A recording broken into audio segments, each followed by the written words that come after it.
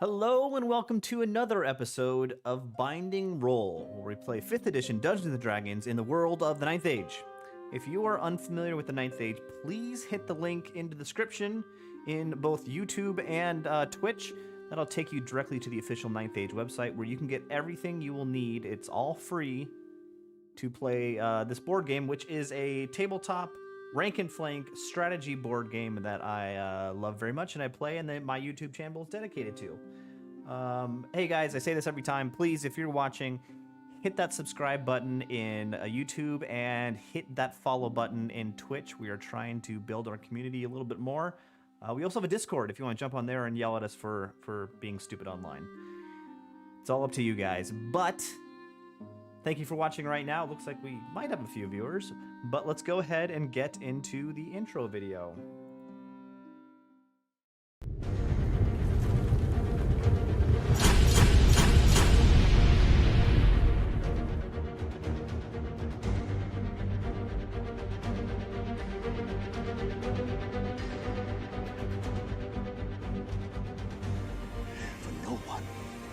No one in this world can you trust. Not men, not women, not beasts. This you can trust.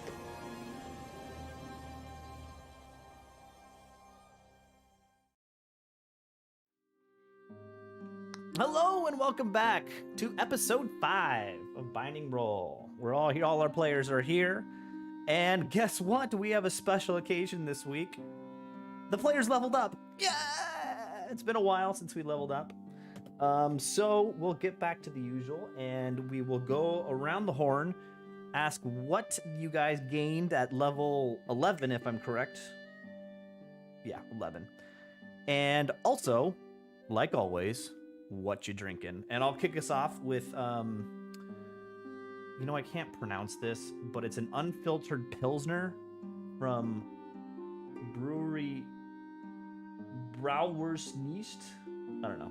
It's an unfiltered Pilsner, and I like it a lot. They sell it at Trader Joe's. Hey, so I like it. But let me crack this open. And let's start it off with Sunset. You leveled, what'd you get, and what you drinking? Well, for what I'm drinking, I've got New Caprica's Finest Ambrosia. Is that the new name? If that's a reference.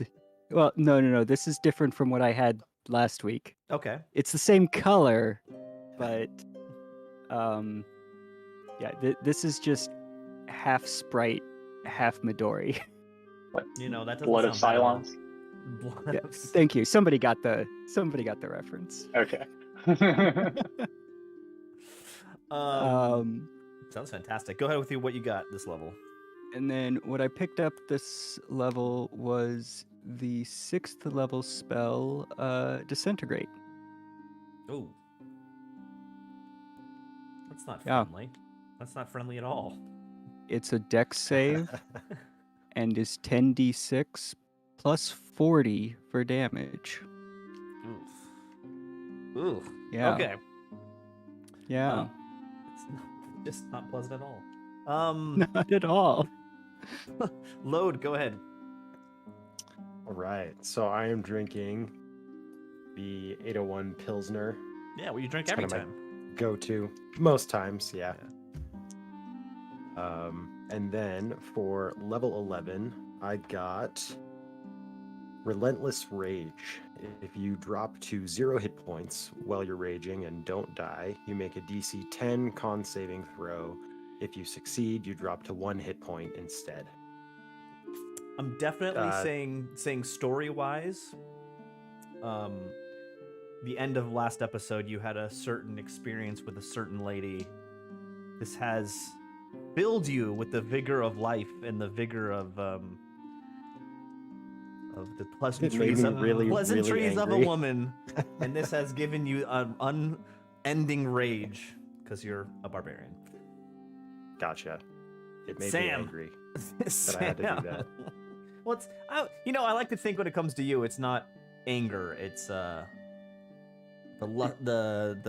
Passion. joy of life, the passion Yes, la pasión. I figure it like this. He's about to die, and he just gets really angry that he's never going to get to see her again, and that allows him to pull through. That My makes perfect sweet sense. Marguerite. That makes perfect sense. I love it. All right, we'll roll with it. Sam, what about you?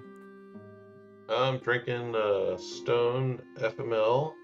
Yeah, Stone Brewery's great. I grew up in San Diego. I know all about Stone. Oh, nice. Right on. And then for Sam's 11th level upgrade, he got what's it called? Reliable Talent.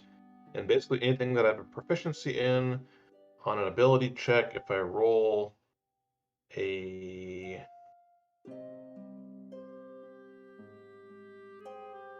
9 or lower, I can treat it as a 10. Okay, so you can't roll lower than a 10, basically. Yeah. Kind of Nice. handy. Excellent. And last but not least, Erky. I am drinking bourbon and Coke. What in Coke? Bourbon. Oh, Whiskey. bourbon and Coke. Nice. Nice. Yes. More of that. Classic. And so I'm at level 10, from 9 to 10. 'cause Yeah, I did not mention that reasons. last episode. Erky is one level behind you. That's the small little penalty I have given Erky for jumping to another character last episode. Give me shit, you're not going to get nice things. Because with level 10, so my infusions are now double plus good. So, for like enhanced defense, enhanced weapon, you used to do like +1, and now I can do +2. So, got some of those So suck it. around. Yeah. So, but, there may be some of the share. I'm still getting to know the group. May have to be for my good graces, and you may get some gifts, but we'll have to see. All right. Okay, so that's where everyone's at. Let's do a quick refresh on the last episode. Last episode, well, actually 2 episodes ago, Kaylin fell victim to a battle with the Hobbinator, the leader of the Scarred Palms gang, if we call it that. But the Hobbinator was captured and brought to the Duke, or brought to the castle. And after that, you guys went to the Ordal Relicarium, where which is the religious house of relics, the place where the clergy builds and constructs these relics that are brought onto the Crusades to give the Equitanian knights strength. Hopefully, trying to see if they could revive Kaylin from death. You did that. You talked with them. You left Kaylin with them. You went to the bar for a while. I think a half day. You slept and then went to the bar. Talked to what was the Dread Elf's name? Darius. Yes, I'm really bad with names. I'm a horrible DM. And talked with him for a while. Got the gist of the criminal organizations that surround Equitane. And you were informed by Sam after feeding him Tusker dung wine. He let go of his secrets that he was part of his family's criminal organization called the Secret Sandwich, and there was an organization above all of these criminal organizations that had a power over all of them, named quite simply the organization. But no one's really doesn't know who runs it. It's very secretive. No one knows. Sam doesn't know anything about it, but he knows it exists. After that, you went back to the Ordo, and you convinced the ladies of the Ordo to successfully revive Kaylin through the love of a dwarf. Oh God, it was pretty rough. And then, and at that moment, after the love was made, Kaylin was revived, and she awoke on the table, only to be have her throat slit from behind by a Sylvan Elf figure who appeared out of nowhere. And he said 2 lines. He said, "This one was a failure." And then he looked at Sunset and said, "Your mother wishes to speak with you." And that's where we left off. We are now back in that exact moment.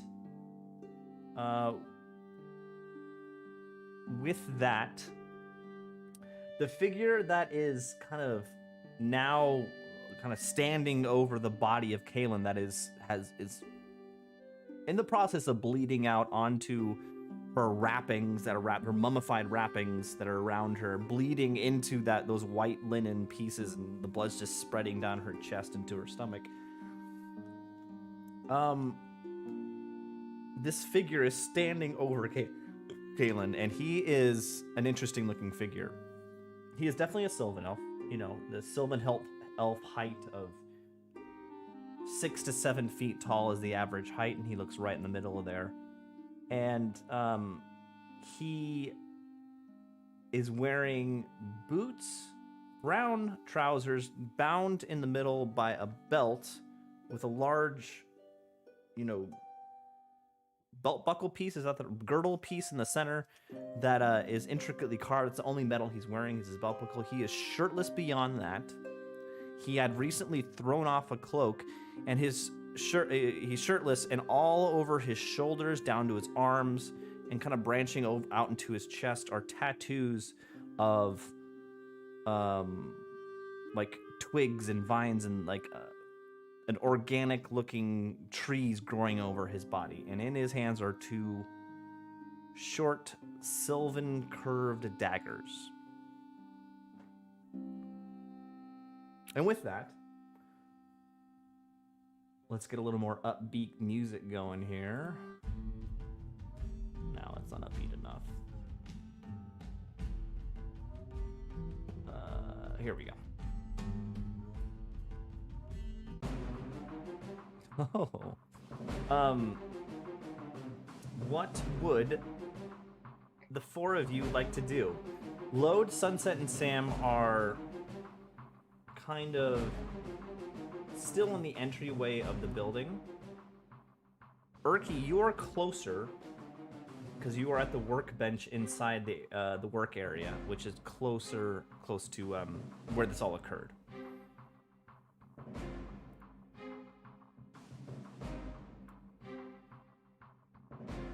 And with that, what would y'all like to do? He spent his turn attacking Kaelin and is now and kind of stood up over the table. I mean, do we need to roll initiative, or It depends on what you want to do in this moment. Oh, elf lady. I look to the other people for see what their disposition is. I don't know this person, so some of them dying in front of me is not my problem. So they look dead anyway. So status quo has been maintained in my eyes. Now, let's see here. Marguerite, what has happened? Oh, Marguerite is there. She is standing on the table. She and the 4 other Oro ministers are the closest to this individual. And with that, the 4 of she kind of yells out in terror. Yells as much as she can do with her raspy smoker's voice. And she yells out and says, "How dare you interfere with the lady's business?" And with that, the Sylvan Elf just chuckles out loud, and he ends up standing up, and he leaps off the table away from the 2 Ordo, the Ordo ministers, and you see him grab that cloak again and kind of swirl it around him, and you can still tell he's there, but the cloak is just It's almost like it's flickering in your eyes, and you can't like his body's blurry even as he swings the cloak over himself, and he's standing in front of a brick wall or a stone wall, like, and he's a little bit harder to see.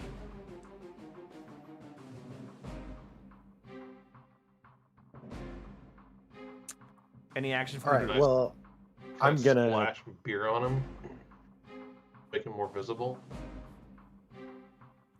Yeah, go ahead and you're- do that first. You're a bit far away. You would have to literally throw the beer mug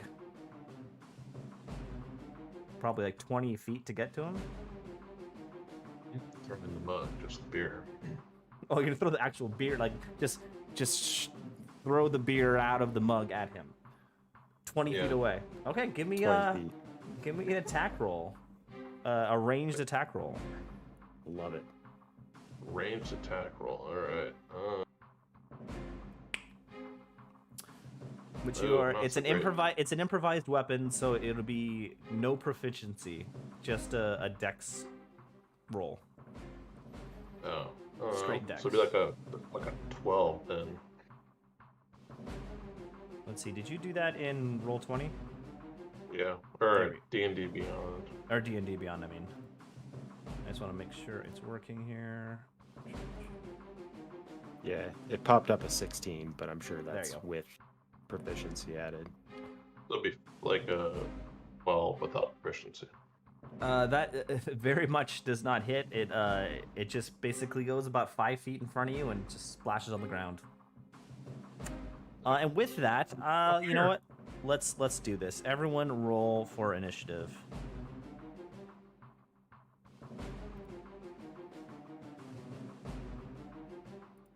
Nice. Oh, Natural this is one. perfect. Damn it! You ruined it for me. What? 14. I rolled a 2. I was hoping to Oh. be last. Okay, so as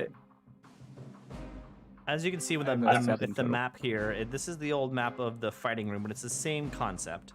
The circular space here in the center of the fighting ring is the main workspace room, like the base of the tower. And the outside space here is the entryway. So, sunset. Oh, we got double Kalen tokens. Oh yeah, double Caitlin, why not? None of which we need. So the Kalen model is going to be this Sylvan Elf figure. Gosh, I loaded the new Urki model, right? Whatever, you can get to me when when we get to initiative order. It means I can't be hit during the first phase. I'm totally cool with that. All right, I'm invisible. You are gonna be the little Calypso model there. You are over here on the side of the workbench. Oh, I got way tall. Cool hat. Yeah. But still short from my eyes. Although that's everybody in the room, Yeah. except for one other person. These are And the they're dead. Ordo ministers. No. The guy we're fighting. Right. Gotcha. Because Kalen's dead, so like lying down probably. You know, Let's by do default, like a makes her the weekend of shortest. Bernie's thing. Ooh, I really should Yes. have prepared this. This is where the season takes a weird turn. And that's Gwendolyn. Not Gwendolyn. I like Gwendolyn. Marguerite. Marguerite. Does she roll Which for is initiative? Gwendolyn. Yeah, they're all together. So, with that, let's go ahead and start adding people to the turn order here. Turn. Sunset, what'd you get? 7. Ooh, big numbers. That was a 2 on the dice. By Load, the what'd way. you get? 14. Sam, what'd you get? 18. And lastly, Urki, what'd you get? Natural one. Natural 1. Oh, goodness gracious. That's a 4, I believe. Yeah, with Yeah. Can't- modifiers. Like yeah, Oh, right, there's there's no, no crits. there's no Oh, crit or- fail on or just initiative. four. Yeah, it's just 4. And You are going tomorrow, though. the That will be your Sylvanelf first turn. figure got a whopping 8. And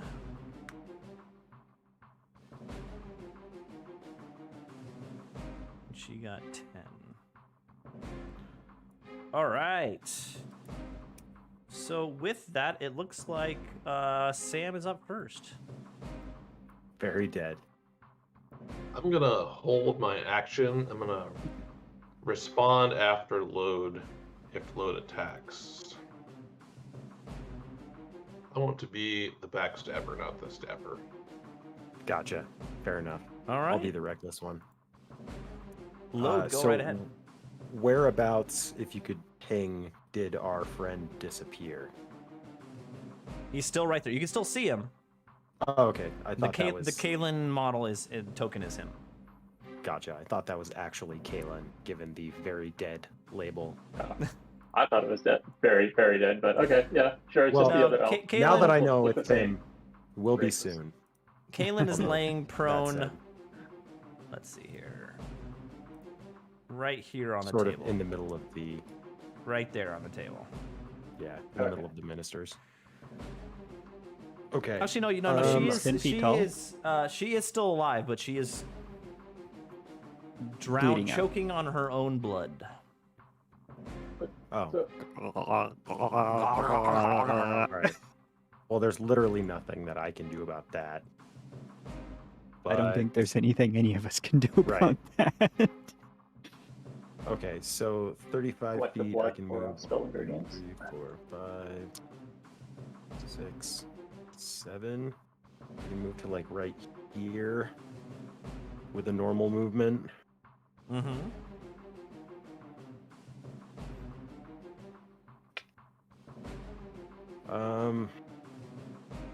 All right, I guess I'm gonna use dash and get all the way up in this feller's grill. Oh, hello. Okay. Can't do anything else, but All right. Next up is Marguerite. Oops, I didn't mean to do that.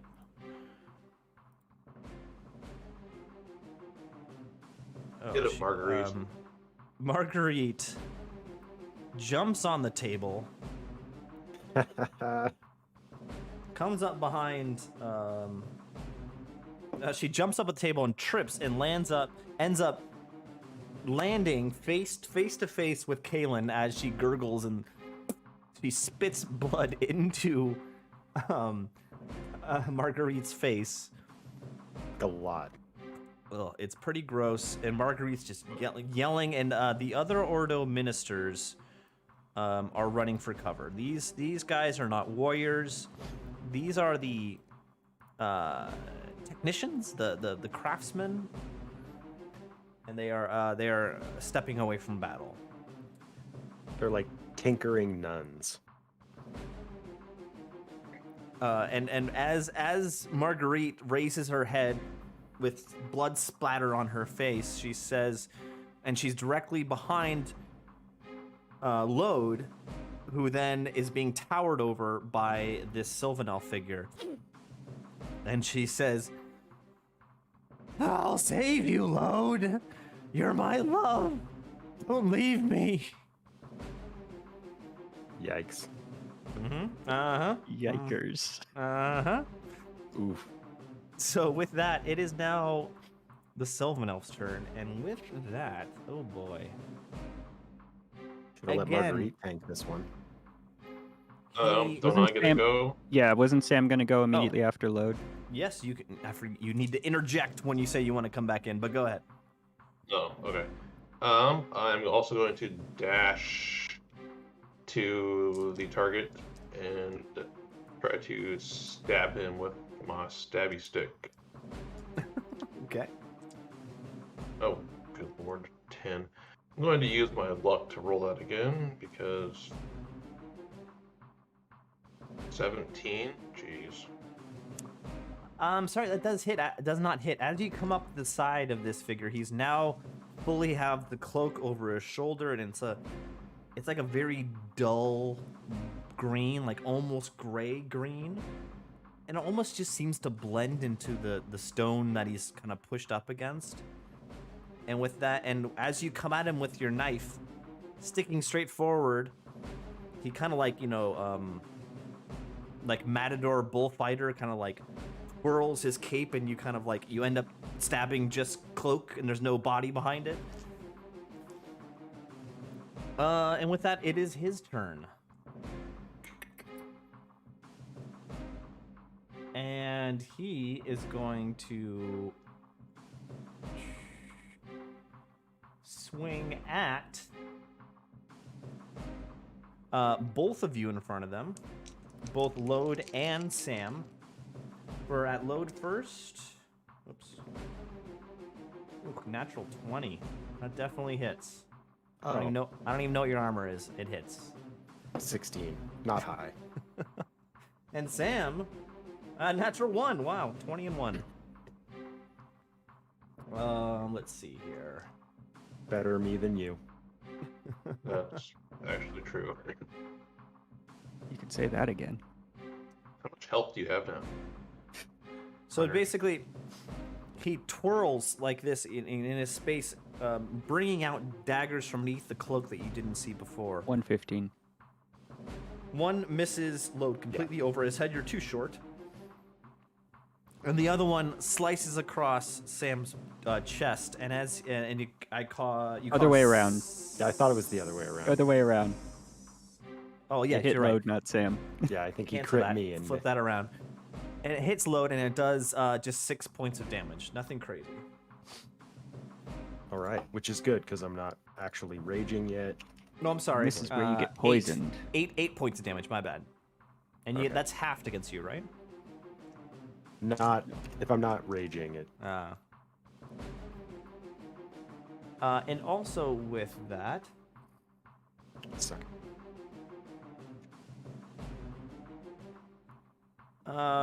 with again with a flourish of his cloak, faster than you can really see, he steps away from you and ends up being over here, still eyeing you. And with that, Do I get an attack of opportunity? you do not. Sneaky. He's a Sunset. rogue. He can take it Fucking as a hell. bonus action. Yeah.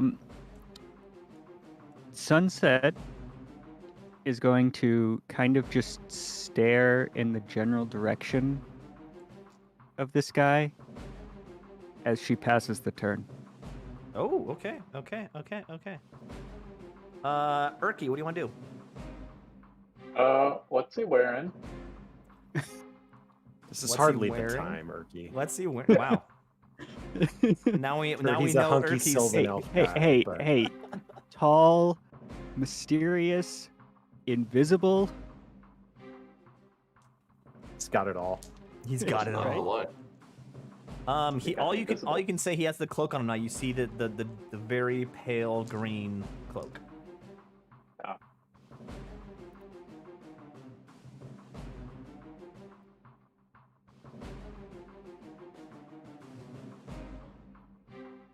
I know. What do you want to do? It's I really have skin in this game. Do I really care that? Well, I guess Kalen's still bleeding out, so Kalen could still be healed. Maybe. Or is Kalen very dead? That is a I mean, he did possibility. you a job. Technically speaking, where is Kaelin at? Like, is she on death saves? I know that information, and you do not. All right. All right. Some temporary HP couldn't hurt. Yeah, I'll try to cure Kalen Okay. if you'll move me. Oh, yeah. I don't have control of that token yet. I can give you control. Controlled by. Let's see here. There we go. You should be able to move your token now. All right, touch on the other side, and it is 1d8 plus 5. 6 total. 6 HP. 6 HP. All right. Your As you wounds. reach over to Very Kaylin nice. and touch her shoulder, you feel her before she was gurgling and it was like coming to an end, like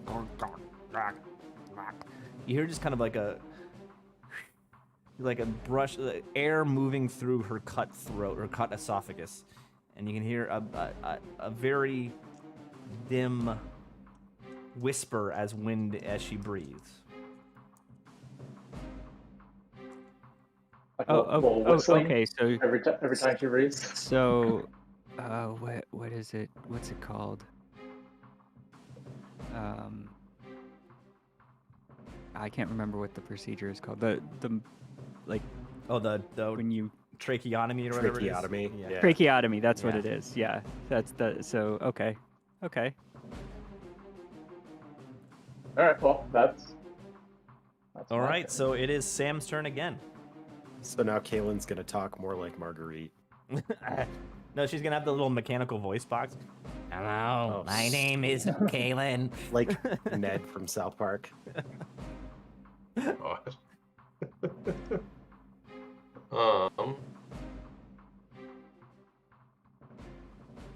Well,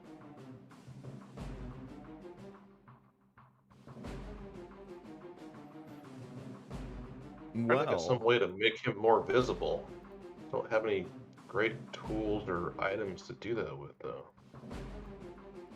Everybody Can I should very throw much and a flaming oil flask onto him? Ooh. Classic Sam. You may. That is a That's very what I'll classic do. Sam move, yeah. Is that a +4 attack, the dexterity attack again? Yes.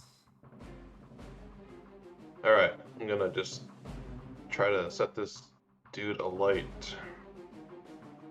Oh, come on, a 6. Alright, Again, well, that's you not happening. you underhand this the flaming you light the oil on fire. You underhand it straight at this guy, and he would like just without cool as a cucumber, just sidesteps out of the way, and it bam hits the wall behind him, shatters, kind of like burning liquid is dripping down the wall now. But it's a stone room, so nothing is caught on fire or anything. oh, okay, Wow. that was going to be my question. It's like I didn't want to stop him from doing it, but what kind of damage are we looking at here if he misses? Yeah, that's Sunset's shtick. She sets things on fire. Particularly the city. All right, who is next? It is Lode's turn. That would be me. All right, I'm gonna run up in his face again. This time I am going to, I think, before I run over, I grab the beer mug out of Sam's hand, which has magically refilled, as I Oh, understand it. here. Pound it, and then hand it back to him. Very good. I like it. And then that's me going into rage. And then I run up. Makes sense. Makes sense. I get it. And then I will do 2 reckless attacks. Okay. Do advantage. First one. That's not good. 13. That does not hit. Second one. Now we're talking 28. 28. That does hit. Right, and damage. Why did that roll so many things? Oh, It rolled a D8 and a D10 for some reason. oh, that's interesting. Oh, because it's versatile and you potentially didn't choose which. So, are you wielding it one-handed or two-handed? One-handed. Then Yeah. it's the 'cause I have D8. another one. Yeah, I think it's the Yeah, D10 is if you're wielding it two-handed because it's versatile. right. I think you it's the can- Beyond 20 mod that's Yeah, I installed that too, and it's like Messing me up I'm here. trying to figure everything out about it. all right. Here's a regular damage roll. So 15. with rage 15 damage. points of damage. Yeah, as you come at this guy, he tries to matador bullfighter move you, and you Not this time. you slice into the, and the first one misses and goes just into cloak, but then you realize what's happening and where he's going, and you swing back and get him in the side. And I'm sorry, you said that was 12 points of damage? 15. 15. That adds 3 more for rage. All right. And he does have advantage with melee attacks against me because of the reckless attacks. Okay, with that, it is now Marguerite's turn. She stands up. Let's see here. She attempts again to save you. She goes and enter and jumps into combat with the Sylvan Elf and misses. She is Marguerite is not a fighter. She's literally picked up like a tool off the table and is again screaming out, "I'll save you, Load!" And it's child's play for this Sylvan Elf. Now it is you the need to Sylvan's get control of your woman, Load. She's doing great. With this, after being attacked by Load and Marguerite coming toward him, he now does the same thing. Does like basically a cartwheel, like a gymnastics sort of cool move, jumping over Ordo ministers and the two of you, and gets to here onto another workstation. And with this, he stands on top of the workstation, turns around to face the group, and he says, well, it's been fun, but I'm needed elsewhere. And he claps his hands together like this, and then he opens them again, and behind him, with the movement of his hands, you see like a sliver open in the air and it divide open like a doorway. And behind it, in that doorway, it looks like purple sky, like a setting sun. And with that, he steps backwards into the door and is kind of, you can see as he crosses the threshold, his vision becomes blurred. He's kind of like waving a little bit, but the door doesn't close. Oh no. Okay, what time of day is it? Real fast. It's late Here. night. Late night. Okay. But it didn't look like the same time of day through the door, right? You said a setting sun? Give me a perception check, I guess. All of you. Okay. Everyone except for Sunset, because you can't see this. Okay. Reasonable. 19. A 1. Yeah. That makes sense. Sam, you drunk bastard. 15. Okay, Urki and Load, you see what looks like it's like not like a setting sun. That was a wrong comparison. It's like a night sky, but purple instead of black. Didn't look like a time of day to you. Okay. Didn't look like a natural sky.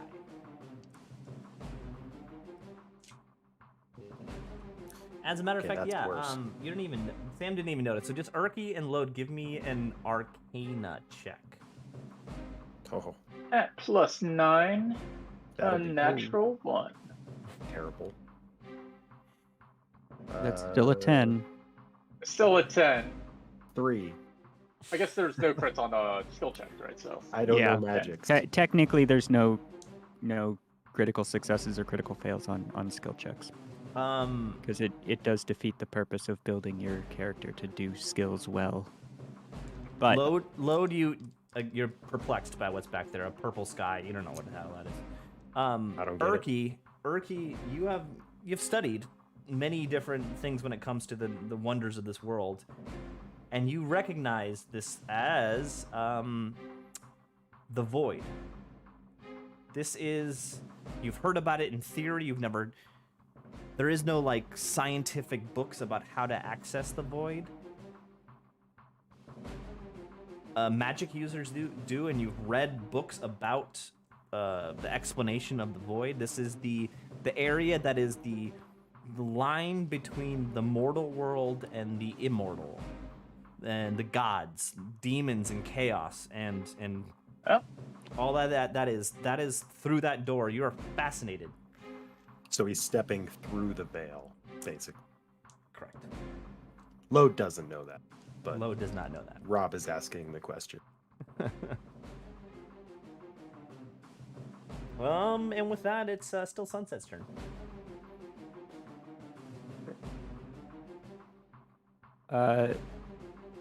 Sunset followed him with her eyes until she could no longer see him, and then passes the turn.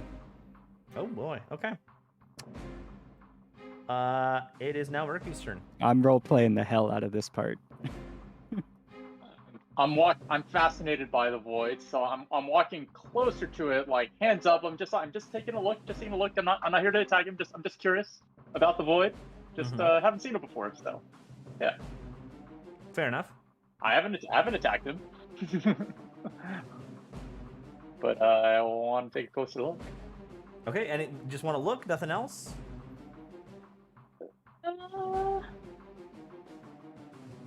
Let me before you decide, let me tell you what you see. You get a little closer, you see a little, you know, it's this looks like an actual like doorway in space. So as you get closer, you see through, you still see the purple sky, the swirling of what you assume are the powers of magic, the winds of magic.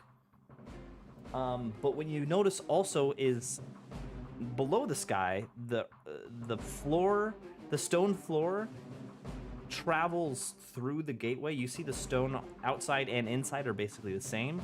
And in fact, on the other side of the doorway, where if the doorway wasn't there, you'd be seeing another workbench. You see the workbench through the doorway also, but it's gray and dark, and it's like,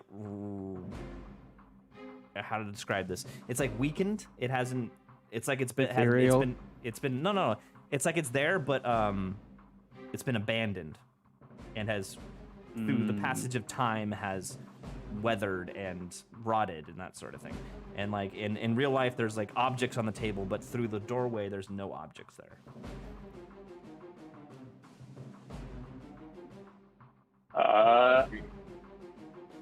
Grab a what's handy? A stick, like I guess a torch for my pack. And so you said it's like a portal. So like like part of it goes through, but there is an edge to this portal, the void, right? So I'm just gonna going to examine, gonna like tap it to the edge of like, does this like cut it in half, or just like what happens if you like touch the edge of the portal? I don't know. I'm curious. What do you touch it with? I'm just fascinated by a torch, like just the edge of a torch. Yeah, something that's non-threatening. It's like maybe I can light it on fire. Is it a lit torch? No, it's not a torch. I just pulled it out. Just a stick, I just wanted basically. A stick. I wanted a expendable stick that wasn't a weapon. So basically, like my 10-foot poles. That's what 10-foot poles are for. Like you stick the stick halfway through the void, and then you move it to the threshold, the edge of the doorway. And as you hit the edge of the doorway, it sizzles, like where it meets the door, the stick, and you pull it back, and basically the edge of the doorway cut the end of the stick off. It's just all the way through, like, yeah. Huh. All right, I'll take a step back. Well, don't want to actually cut my head off. Yeah, that would actually really suck. Yeah. Jump in there and see what happens. And I'm gonna draw the doorway, the void right there. Okay. Sam, it's your turn.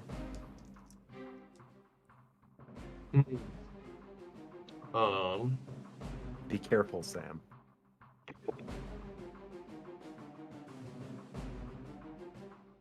I'm gonna look at Sunset and be like, "Was that your dad?" Sunset, You get no can response. You can respond if you want. No response. You get no response. Okay. Sunset doesn't even appear to be paying attention to anything that's going on, really. She's staring at kind of a central location, but you know that like you're staring at something, but you're not really seeing anything. Yeah. That's exactly what she's doing. At this point, Sam's just very confused. It's like, so, what now? He has no idea what this portal is or who this person was.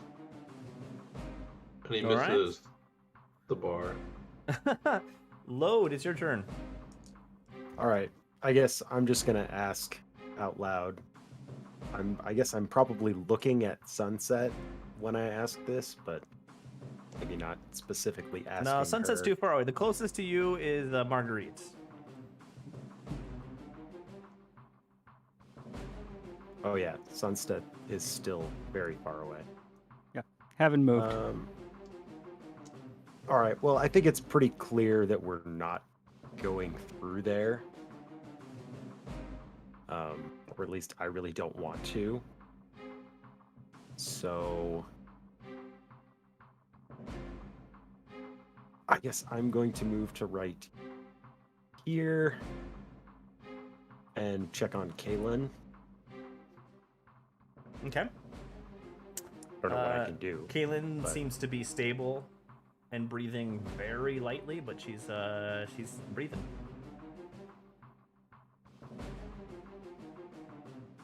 All right. I think that's all I can do. With that, Marguerite steps up behind you and puts her arm around you. Says, "It's okay, Load. You're safe now." Yeah, I'll say, oh, thank you so much for protecting me, my lady. She eats that up. She's big old smile. She loves it. But with that, with a as you're standing at the head of Kaylin, let's see here.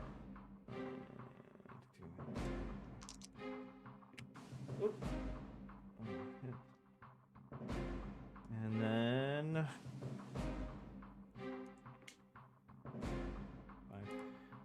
okay. Through the doorway, you hear the sound of whistling, and two daggers fly in. One strikes Kaylin in the chest. One hits Kaylin in the neck. Clink. Again, you hear a gurgle. Right. And with that, actually, Urki, do you know Kaylin's max HP from before?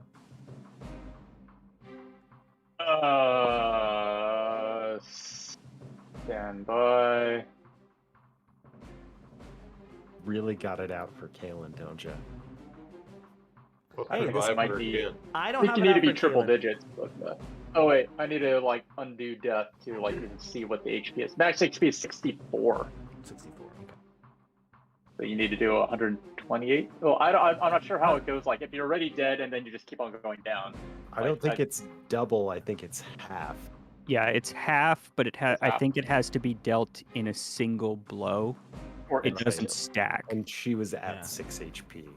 Oh, because everything else would just be like those are failures against death. Yeah, saves. those are Yeah. those would be failed death saves. But if you do, what was it? 32 damage after hitting 0. If you do 32 additional damage in a single blow, then it's an instant death.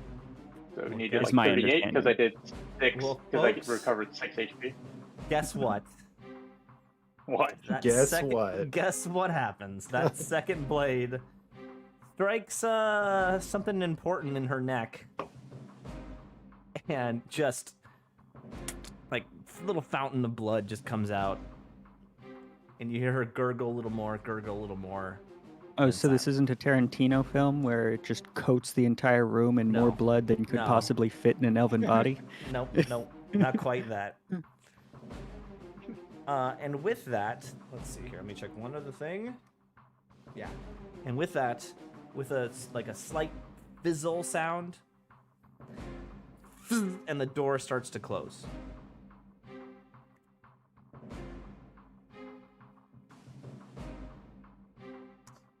We're out of initiative order. You guys can react any way you like. Oh, okay. I'm Lucas going to. goes, Oh, come on. Marguerite, do something. Flo, take her back up. We need to revive Kalen again. I'm gonna take a picture. So like, I'm just gonna like here, and I'm with my gnome tinkering. I'm gonna capture that photo with an action. I'm gonna put it like right on the Tinokamori. So now I have a picture of like this glowing portal so I can remember this great moment. Fair enough. That's super helpful.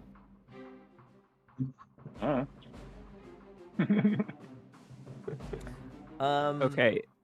So, I mean, we're not going through the door, right? did I see the 2 daggers hit Kalen? Yes. Okay.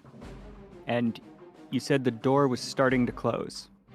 Yes, it's starting to close. Okay. So I'm gonna try something here that may or may not work.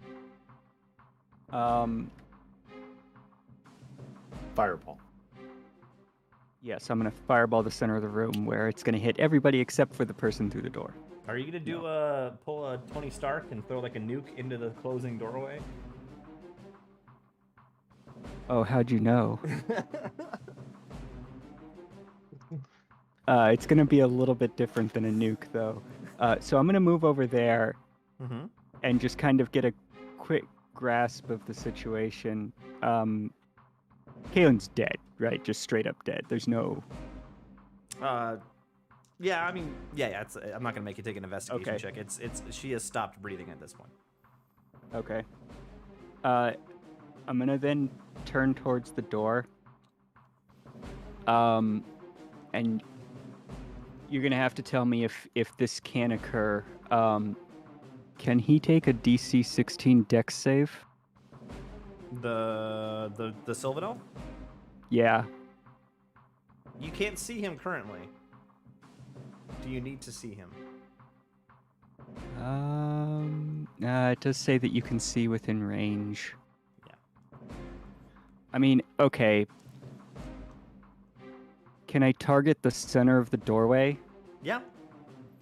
So Alright, well, this is an interesting question. It's a closing doorway. You are running into the room to cast. Oh, this I'm spell. using, I'm using the ability on the dress to move. Yeah, I'd still like this So- is a difficult task. I want to make you roll for this. What do you think the right roll is, though? Oh, hell if I know.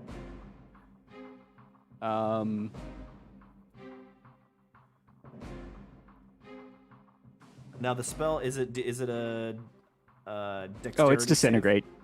Oh, Yeah, it's a dex save. Yeah. It's disintegrate. I'm casting disintegrate on, preferably on the dude who just potentially ruined my only ability to get any information, to get the information that I am really needing right now. Mm-hmm. Yeah. So the target of the spell takes a dex save, right? Yes. Ideally, the target is the guy who I'm assuming is standing right in the center of the doorway as it's closing, probably gloating. That He's- seems like the kind of thing he would be doing. That's what you would do. Precisely.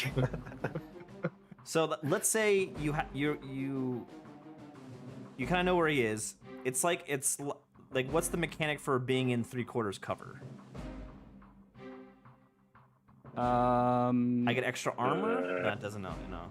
Is that I get just extra- disadvantage? Well, this is like a bomb. Let's Yeah. see.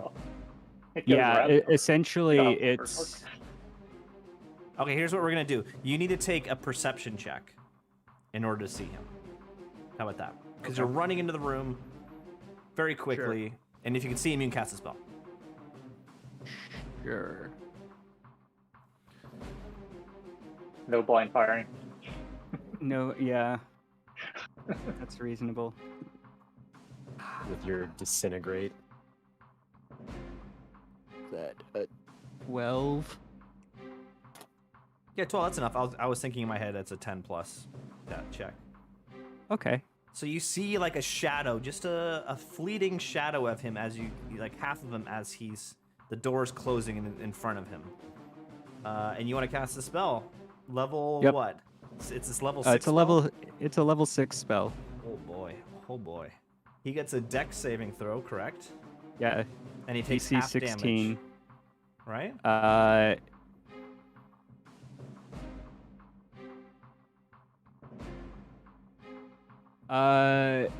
No, I don't think. Because all it says is a creature targeted by this spell must make a dexterity saving throw. On a failed save, the target takes 10d6 plus 40 force damage. The target is disintegrated if this damage leaves it with 0 hit points. It says nothing about. In your speed, you turn the corner, you see the closing door. With just pure instinct, you cast a spell out of. You want to get this guy. You want answers to why he killed Kalen and who he is and who he's working for. And you point your finger. Actually, it's a good question. What are there any ingredients for incinerate or whatever it is? A lodestone and a Two. pinch of dust. Pinch of dust. Ooh, I'm pretty Pretty easy sure to get there's that. probably plenty of dust around here. Plus, I mean, because it's not a component with a cost or a consumed component, my staff acts as arcane focus and Nice. facilitates those Yeah, components. you definitely cast it. You turn around, you flick your finger out and point at him in your desperation, and you see him, just his face in the doorway, and you see him smile, smirk at you, and give you a little wink. And you cast the spell, and he just moves his head past the threshold of the door, and it closes with no effect. I'm still gonna roll damage. I just want to see how much it would have done. Sure. I mean, it's how often do you get to roll 10d6 plus 40?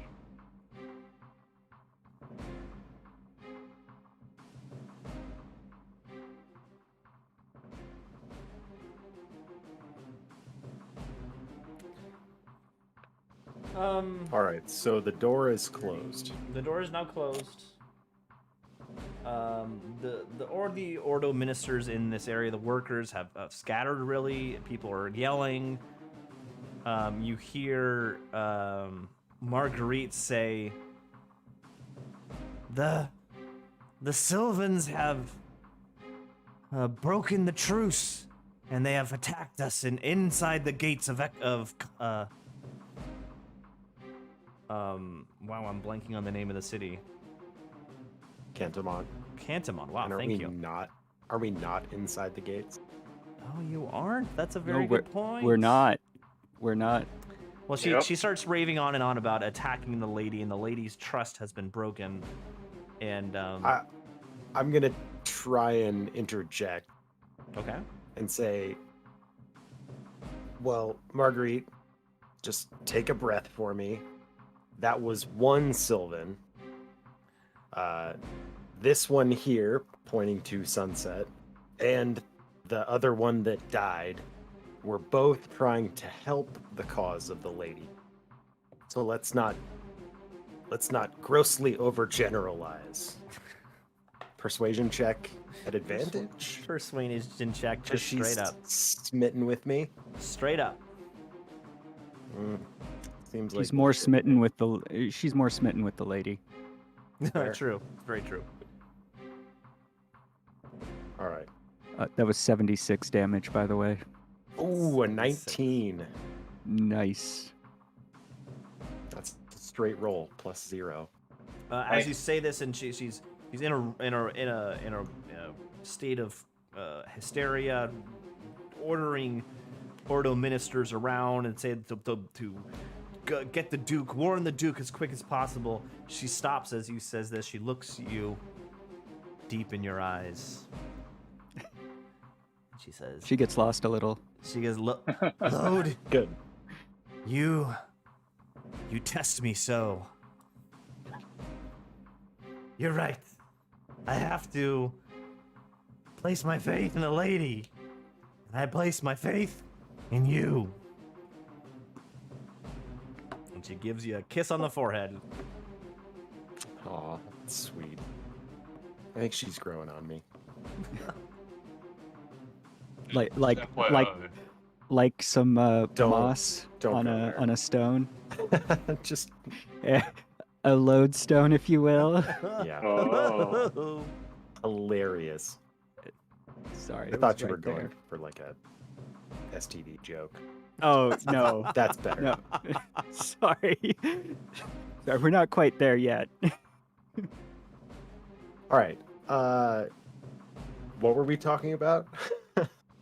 All right, so things settle down a little bit here in Cove Watch. Marguerite kind of settles down the other ministers, gets them back to work, and she eventually settles down the room, and then she steps over to where you four are, and she says, "Do you know who this was? Was it was that assassin sent by the Sylvanov leadership?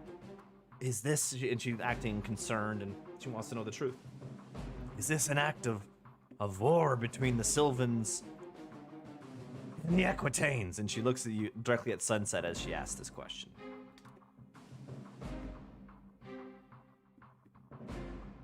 Okay, so before I can answer, I need a couple of points of clarification. Sure. First off, was this the same guy from the bar Oh, in my backstory? Oh, same guy from the bar in your backstory. Yes. Yes. Oh no. Okay. No. I'm sorry. No, it wasn't. This is the same guy that you both saw in the courtyard in front of the Unicorn's Bounty. Not the same guy in the bar in your backstory. Right. Okay. Like I knew that. I just wasn't sure if it was the same guy as from back then. Okay. So that's interesting.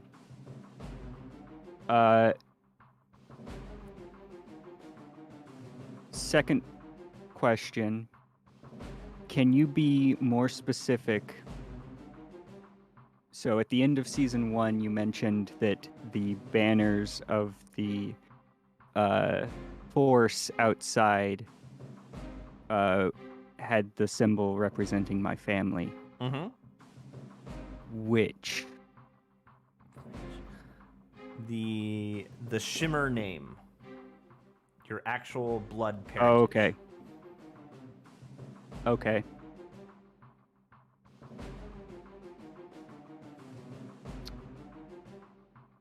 So, Sunset just says no.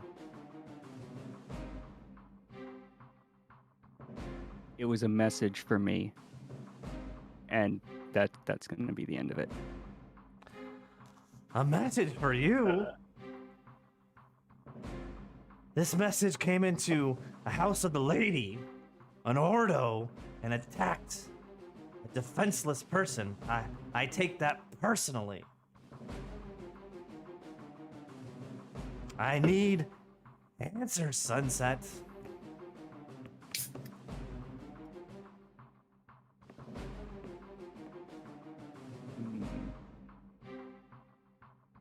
Trying to decide how I want to play this.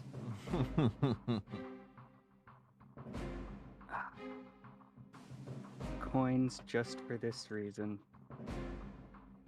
Before you can just react, from the back door, which is the stairwell that leads up in the higher levels of the tower, a tall, gaunt figure enters the room, just putting the Ordo minister, uniform, the robes with the leather vest and the cowl, just barely fastening it up. Looked like he just came into the room, just woke up actually. But you see this guy's vest is much more detailed, inlaid with gold threading. And he's not wearing the habit. He's wearing like like a head sock kind of thing that goes around his face like this, but it's all white and just covers his head. And he says, What? What is going on here? Who has disturbed my slumber? And with that, all the other Ordo ministers turn and face him.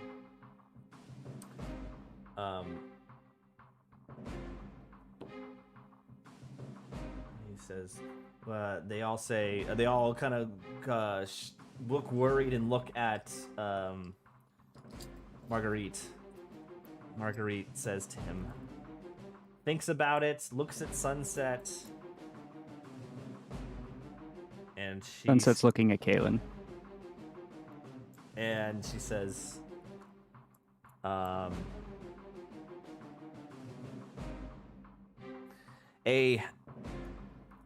assassin has attacked one of our people we're protecting, a person we were helping. And with that, this older gentleman, very tall for a human, makes it down to the table, looks at Kaelin, looks at Marguerite, looks at Sunset, and he says, Marguerite, I am disappointed in you. You have brought heathens, non-followers of the lady into this Ordo. And with that, you have brought violence and death. These people must leave immediately. When he says that, I'm going to sort of I'm going to grab my axe, but not in a threatening way. Okay. I'm going to show him the Green Knight's axe that I have. So you and still have say- with you? You have been carrying that on your back the entire time? No, I use it. We okay. decided it's the Berserker battle axe, right? Yeah. Okay, because yeah, that's a one-handed weapon for me. I can dual wield that and another battle axe. So I will show him that and say, we may not be Equitanians, but we do serve the lady in our own way.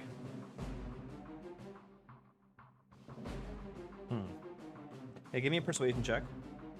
Oh, great.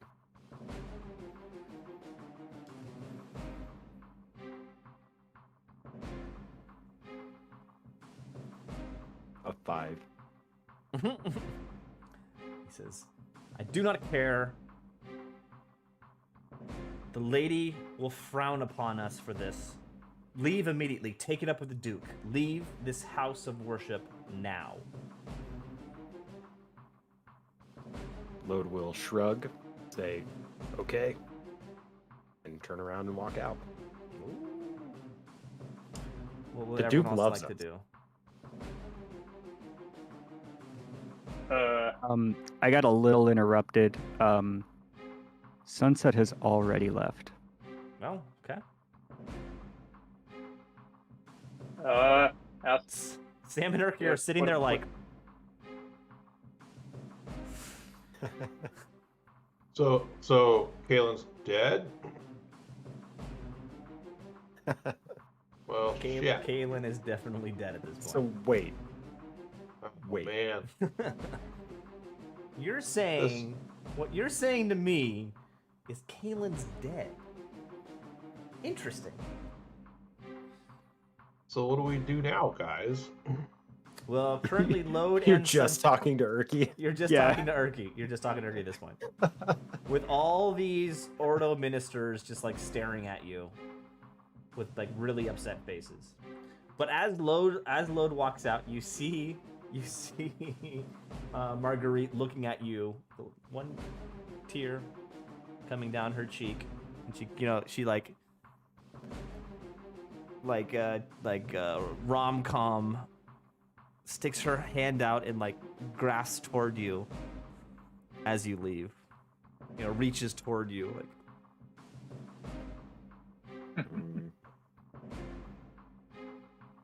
So Sam, what do you Turn want to around do?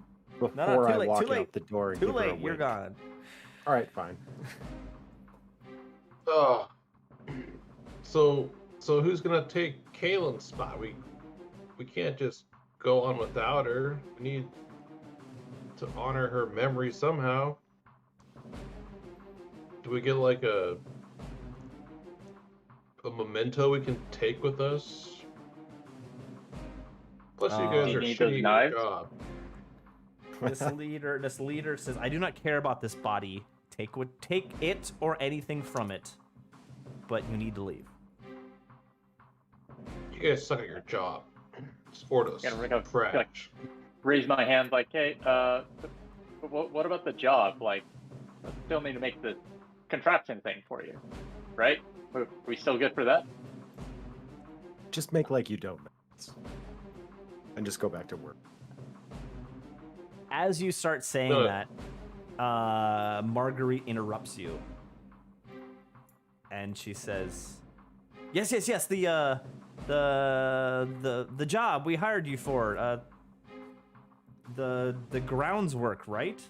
The work on the lock on the front door, right?" Wink, Yes. wink, wink. Are you picking up what she's putting down? I mean, you probably don't want to touch it, but I'm sure there's some cloths around or something. Yes, I know it's important work, so we are good. Okay, great. I'll be back in the morning to work on that. Sounds good. Thank you, Urki. I do not speak the common.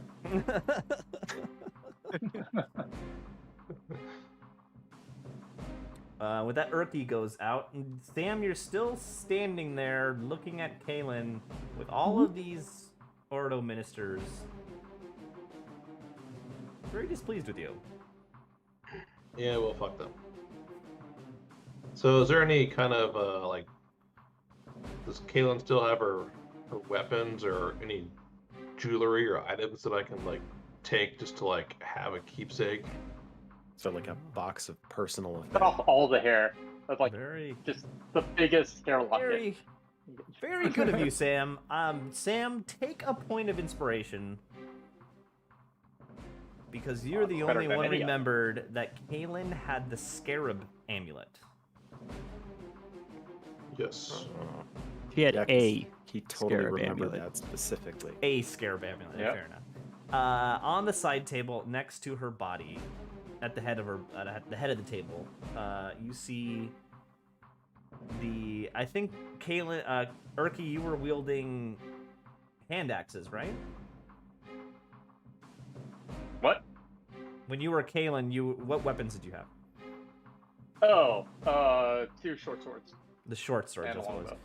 You see the 2 short swords. You see the coin that she had, whatever that was, Urki, you can figure that out.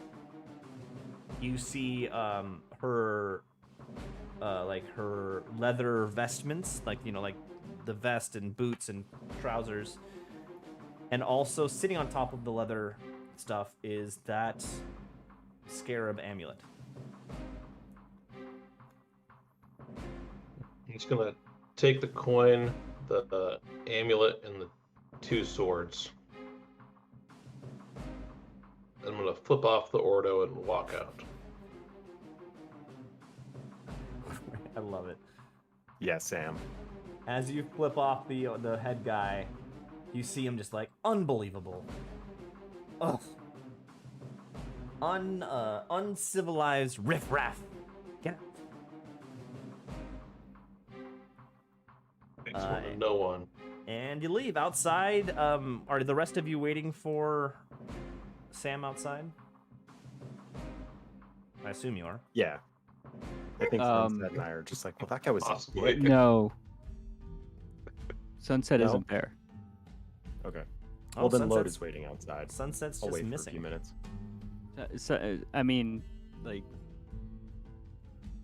I think the DM can figure out where Sunset's going, but everybody else might. But Probably. when Load exits the door, he doesn't Like, see. do you need stuff. a DM to DM? I mean, to be you more might. specific? Yeah, yeah. It depends on Sunset, how quickly. hit me on the hit me a private DM in a Discord and tell me what your intentions are. But I need Sam's the last one out. Load definitely, and Erky, take a perception check. Well, is Erky staying to finish? No, not right job. now. Oh, He's gonna nope. come back. No, they want me in the morning. Gotcha. Ricky rolls a 2. Harris. Little shaken by what's been going on, or still fascinated with the void. Probably more fascinated with the void than paying attention to anything else. Perception. Yeah. 24. Okay. Well, shit. Okay. That went okay. Very aware. I'm just waiting for Sunset to tell me where she's going. There we go. Yeah. I got it. D- Yeah. d- I got it, I depending got on how quickly Load exited, he might see her as she's just kind of walking away. He definitely does see you. And let me see here. You're in Cove Watch here, and I'm gonna draw this pretty generally. Yeah, I guess we never really got a clear indication. We're up here. Yeah, I'm assuming it's on the hill. Yeah. I Cove see. Cool. Watch. Classic tower on the hill. And We were let's a make- little too far to help anyone out in the water, but a nice deal. So basically in Called a lighthouse. this general area here, I'm making a general circle there. Right there is where the encampment is. So from right. Cove Watch, Load, as you come out, you see Sunset heading down this road here and out to the outskirts of town.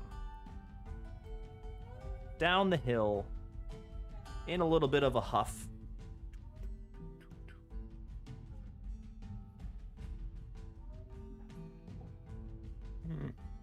Like in a hurry. No. Okay. Actually, probably relatively reserved walking.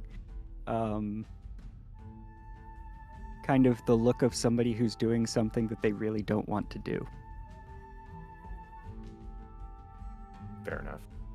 All right. I will wait for Sam, and then we will head that way and try and catch up, I guess. Okay. You can easily catch up. She's not running or anything. About halfway there to the encampment. Around there. You catch up with everyone. And at this point, Sunset, you realize the three of them are following you.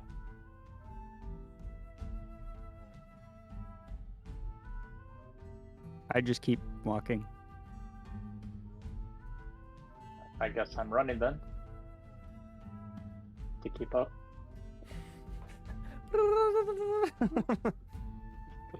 How you guys? Oh. I mean, maybe. I will ask Sunset. I would Go ahead. say I'm probably walking at about your walking speed. Just so you know, This Sunset, is absolutely. this is late night. Oh yeah. All right. So I will ask Sunset. Do you want to talk about it?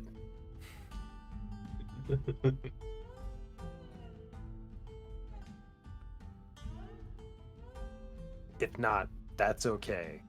I'm But trying to if decide. you want us to come with you, Well, how about this? If you don't want us to come with you, tell us, and we'll go back to the.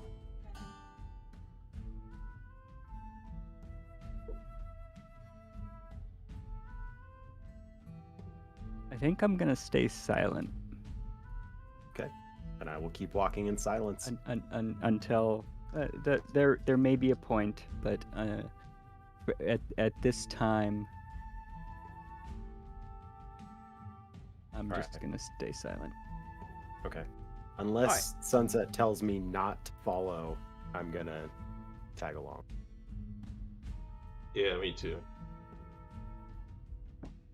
All right, as you continue to approach, you start to see the limited, it's very limited, but the limited amount, actually no, you don't.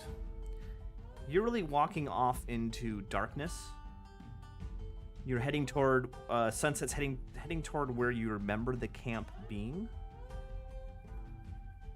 Well, I have dark vision. Yeah. I think we all have dark vision. all I of you think have- Sam doesn't have dark vision. I think he's the only one who doesn't.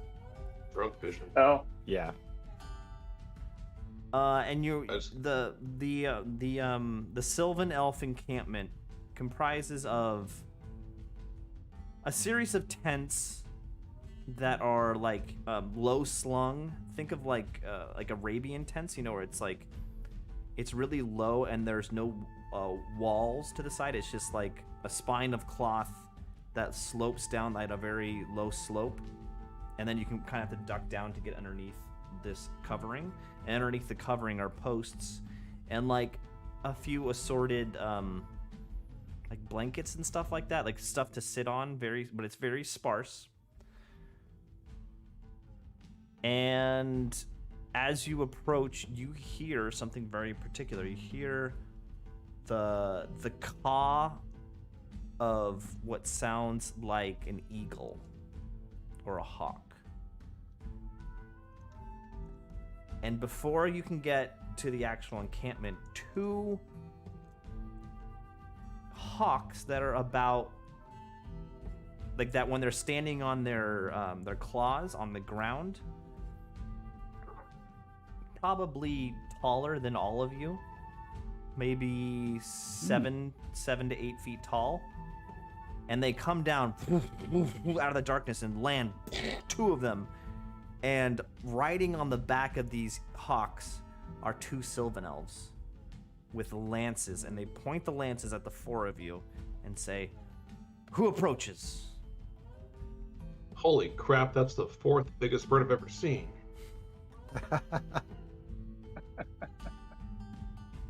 What was the first through third? We're gonna that's talk about that later. I think everybody's looking at Sam right now, like with that question on their minds. What was the Somehow, larger ones? the giant, birds of prey in front of us are no longer the most interesting thing going on.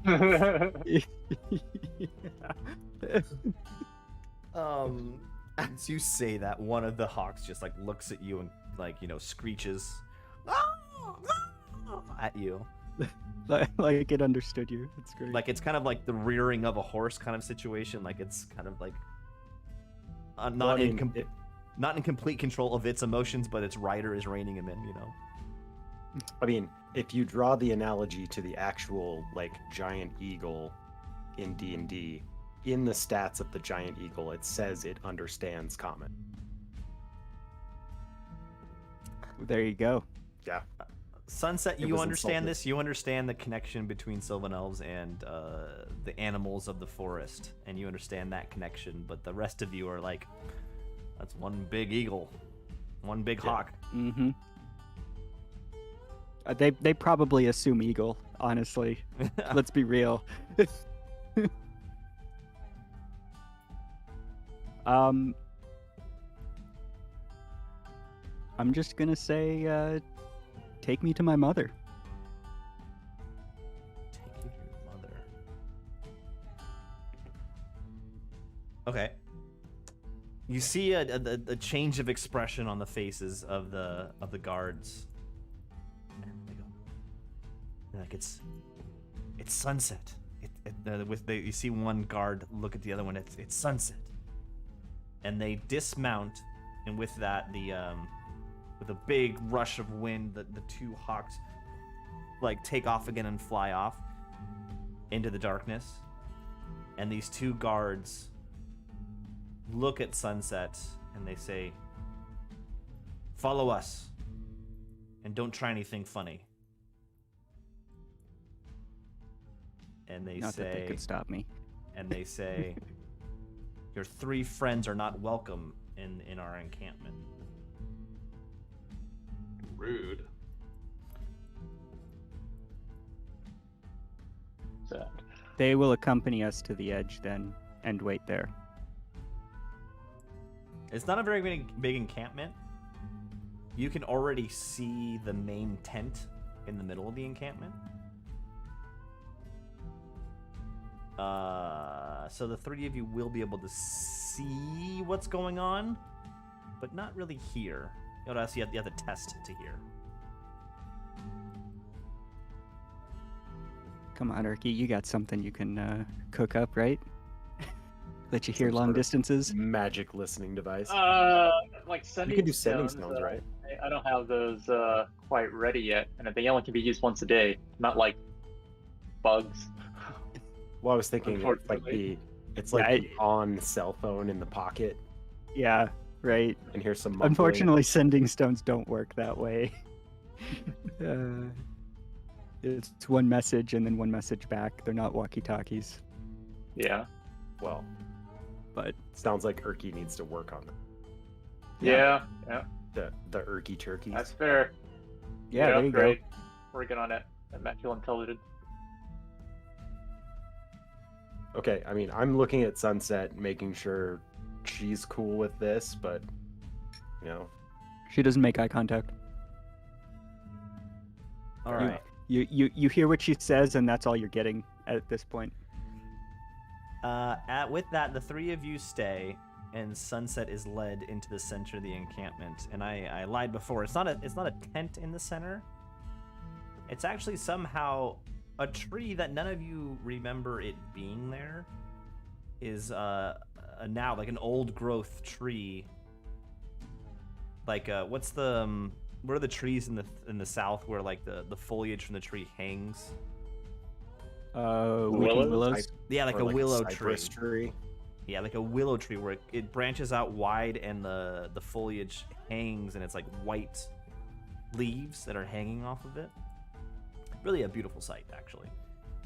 And as you enter, the two guards split off. In Sunset, you continue walking underneath the foliage of this tree, and sitting at the base, not even sitting at the base, hovering at the base with its legs crossed, is a Sylvan elf woman that looks to Erky and Sam and Lode to be about the same age as you, Sunset. But she has long, almost white hair, blonde white hair. And she has a wreath, like a wreath of like thorny vines around her forehead, around the crest of her, the crown of her head, and she's wearing long, very, I don't know how to describe it, like lightweight cloth clothing. That's not like a robe, but it's still pants and a shirt, but it's tied around her waist with a big cloth, and it's light green and white cloth.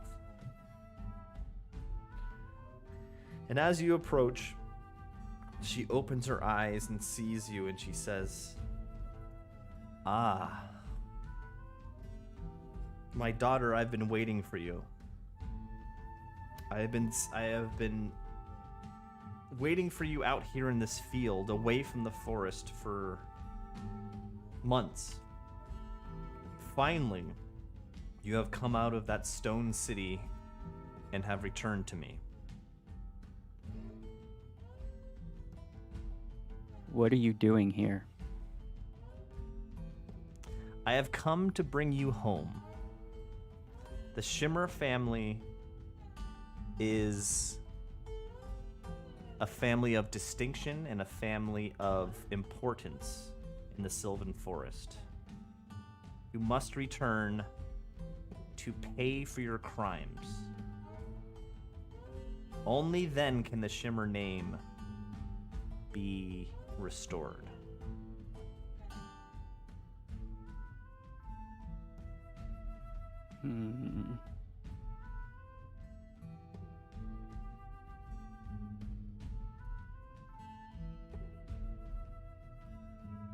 While you think, Erky and Sam, I'm Erky and Sam, give me a perception check. +0. Dos. Dose. Yeah, well, I had a Sam's long hitting that rest Balmer yet. peak. I no longer have that. What'd you get, Sam? A 15, you said? Yeah. So, Erky, you're lost. You see Sunset head into the inner circle of this encampment. You can definitely see the tree. You can definitely, but Okay. as Sunset goes underneath the hanging, what's the right word? Vines, foliage, branches, goes Boughs. underneath those. Sure. Yeah, she disappears from sight. Sam, Okay. you can't hear anything either, but you definitely see within those branches two figures, one of which is Sunset. And they're talking. The blurred vision from the drink is causing the obscuring branches to to appear see-through. Yeah, she's definitely talking to somebody, Erky. Not just to herself. Okay. Hey, I can pull up my alchemy jug and like, hey Sam, you want a beer? Oh yeah. Let's just have Oh, a yeah. drink while we wait them out. Hey Lode, you want a beer? Always. All right, good. Bring out your mug. Here we go. So, Lode, you saw Sunset go underneath this tree, and you see two figures talking. The odd thing also for both of you is you don't see. This is an encampment. Like this is a war party, not an army, but like a war party. You don't see any other Sylvan elves. It seems deserted, which is really weird. Can I do a perception check Yes, you may. to see if there are any signs of elves around us in trees or whatever? 7. Never mind. Nope. One thing you do notice. It's a tasty as- beer. As Erky takes out the jug, takes the cork out, pours 3 glasses, passes them around. You guys kind of sitting there drinking, wondering what they're talking about. You again hear the sound as one of the hawks lands in front of you out of the darkness. It's a surprising moment for all 3 of you. And Erky, you see this hawk with its attention. You know how like the birds of prey heads, they have that like quick twitch motion, like the darting around, eyes darting, and it's darting around and looking at your jug and giving the little cocking its head to one side like a dog does. Hell yeah. It wants some mayonnaise. Yeah. Well, unfortunately, I only can do one mode at a time. I could do detect thoughts, but I think I'm getting the message on up. It's like, well, I yeah, can speak with animals. I can we have pour 10 minutes. 4 gallons of this thing, so I'll give a gallon. I mean, I'm eyeballing it, just like it looks like. So I'm gonna go up and like wait to like tilt the beak or something like that, because like can't go like that. Just go like ah. Give me. Support it. I We guess need a it'd be an bucket. animal handling check to attempt that one. You're attempting to feed the beer to the hawk. That is correct. I do have like natural handling for it. Well, we'll do the what is it? Animal handling? Mm-hmm. Isn't that just small animals? Yeah, Or it is gnomes? just small. Yeah. It is just small animals, and This is definitely not a small animal. okay. So all right. I'm gonna use the telepathy then that I have with the detect thoughts. It's part of the one of the feats I got, so I can sort of convey the thought. They can't respond to me, but it's like, okay, I'm bringing you something tasty. You know, tilt your head back. I'm conveying that thought. All right, give me an animal handling check. Shit. Oh, okay. 18. 18. Nice. So, yeah, you definitely understand that it's interested in your jug. And you kind of move forward in front of it, and you lift it up and start tilting it, you know, and you definitely want to feed it the beer, right? Or do you want to feed it anything else? No, it's the beer. Just get the throw. Like once you get started, like it only can do one thing a day, so I can't with- accidentally poison it. It's And like, you t- we're doing and you- beer. You'll have to wait for mayonnaise tomorrow. So You do like a slight trickle, you know, like let it come out just a little bit, and you raise it up, and the eagle gets the hawk gets the idea, bends its head down and puts its beak underneath the jug as where the beer's feeling, and you see like the beer hit the beak, and you can see its tongue kind of like lapping up the beer from its beak. And after a few moments of it lapping up beer, it steps back and it looks at you with a kind of a blank expression. And it I'm gonna run to the bathroom real quick. okay. It sits there and kind of just looks at you. You can't tell what it's thinking, but it just looks at you. can I So- try petting it? While that's happening, I'm gonna start casting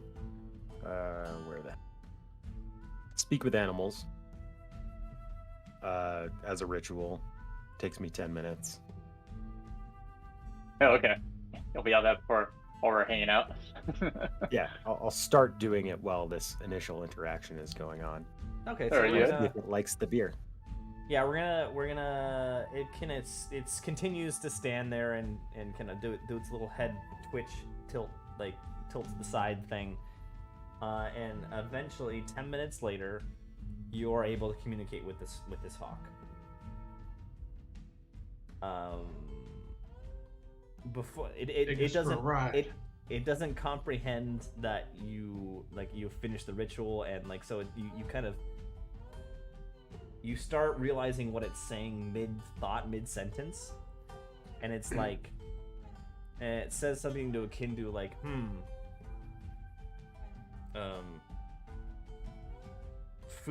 the food is good.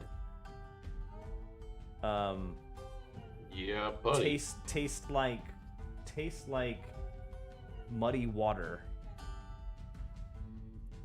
Are you friends? I will respond, we are friends, and we also agree about the muddy water, which we call beer. If you like it, you're in good company. And it says, "Oh yes, I know beer. This is no Sylvan beer." Well, Sure. We can talk about that. We can argue about that later.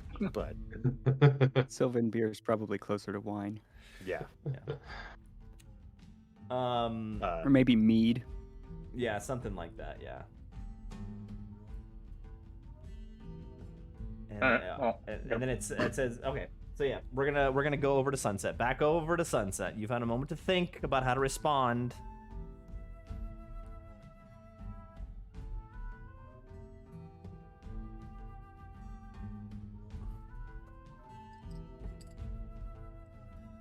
I have no intention of returning. You only want me back because I've made a name for myself. Okay. 1 second here. There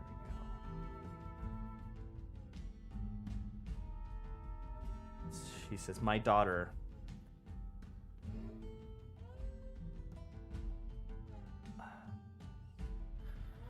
We are of a royal family of the Sylvan Forest. I will not raise a hand to you.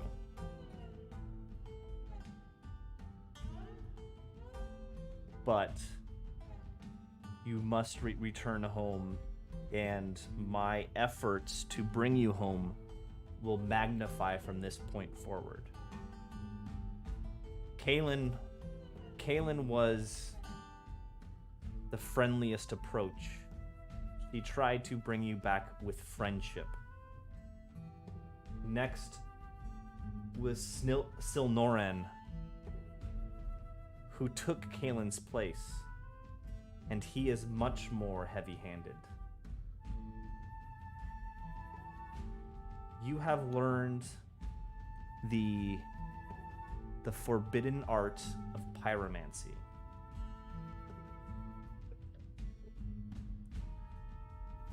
This, as you know, is outlawed in our lands and can only lead to destruction and burning. The end of life is what pyromancy is. You must come back to us in chains to be reoriented to the life of the forest. As she says this, she's completely calm. She's not making any aggressive moves toward you. You have no comprehension of other Sylvan Elves around you trying to like trap you or attack you. None of that.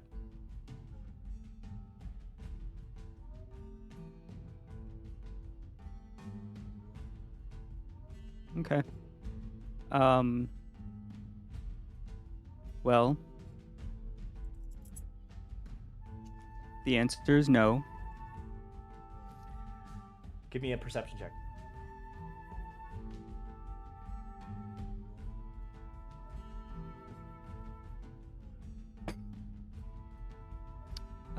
That is a 17. Right after you say that, you see a glint of a smile on your mother's face. A little bit of admiration at your strength, but it's gone in just a second. And with that, she says, Quick question before. Mhm. I just want to make sure I've got my bearings straight. Let me just look at something real quick.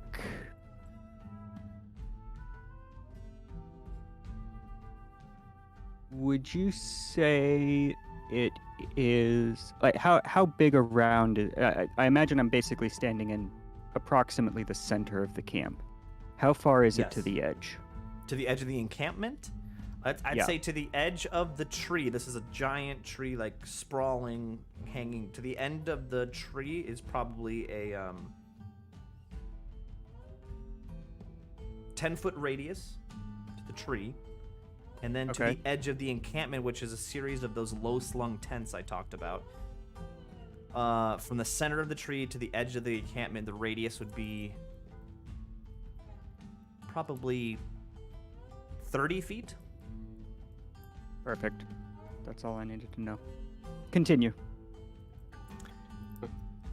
After you see that glint of a smile, she says, and that goes away very quickly, she says,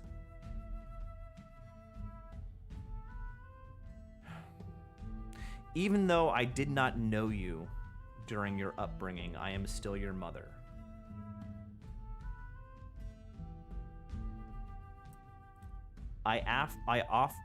For the last time, I offer a hand of friendship and kindness to come back to the Sylvan Forest. After this moment, my efforts will not be as friendly.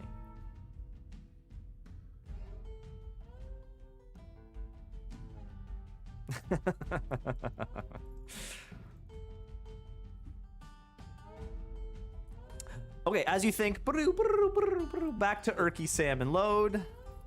All right. We'll do that. At this point, All right.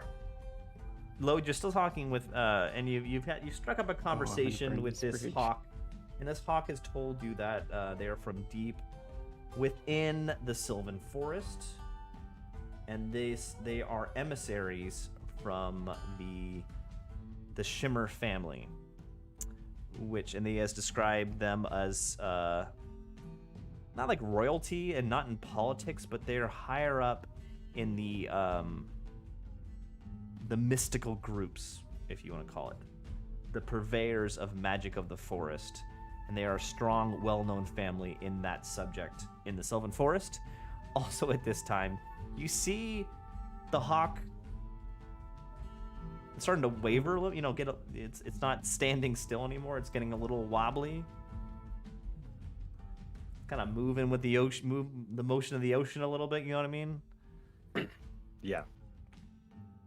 Okay. At Any this point, questions? Any questions for the hawk? I will say, will you take me and my two small friends here for a ride? We will give you All more. right.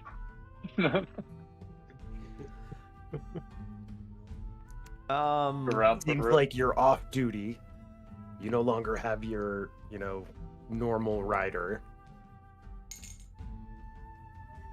That's Just a quick interesting. fly around. We don't weigh much. Give me a persuasion check. Okay. I'm gonna use help action. So Yep. So you're at advantage. All right. Good. DM, I sent you a couple of things, and Okay. And Right, I'll yeah. check in. That was with advantage. oh, So I do have bountiful luck. Give us a reaction. Do you want it? To re-roll. Sure. I mean, All right. I have a +0, but can't hurt. Roll 4 dice at this and see what comes up. 20. Oh, nat 20. There we go. There Thank we you, go. Sam. You in a very weird sensation. You like understand a hawk chuckle, like the hawk laughs.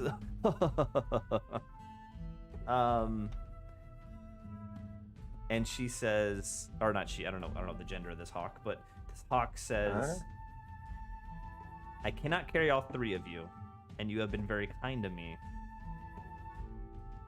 I can maybe carry 2. One would be safer." What if it's just the 2 smaller ones? Pointing at Sam and me. He says maybe. Oh yeah. I I wanna go. Erky. I say it with both of you. It might be a little more iffy and Hey, Sam, potentially dangerous. well, Sam, how about this? You can hold on to the alchemy jug for a little bit. You can finish up. You can have the rest of the beer. There's like another gallon in there. Sound good? What? But I want to ride the birdie. But I do the beer.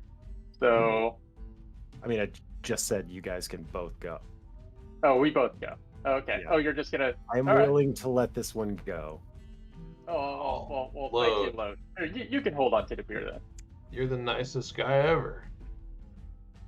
All right, with that, do you want to, you Erky and Sam are gonna go for it? Oh yeah, jumping on the back Oh, of this thing immediately. Oh yeah, let's do this. All right. So you Before end they go, I Yeah. will say to the hawk,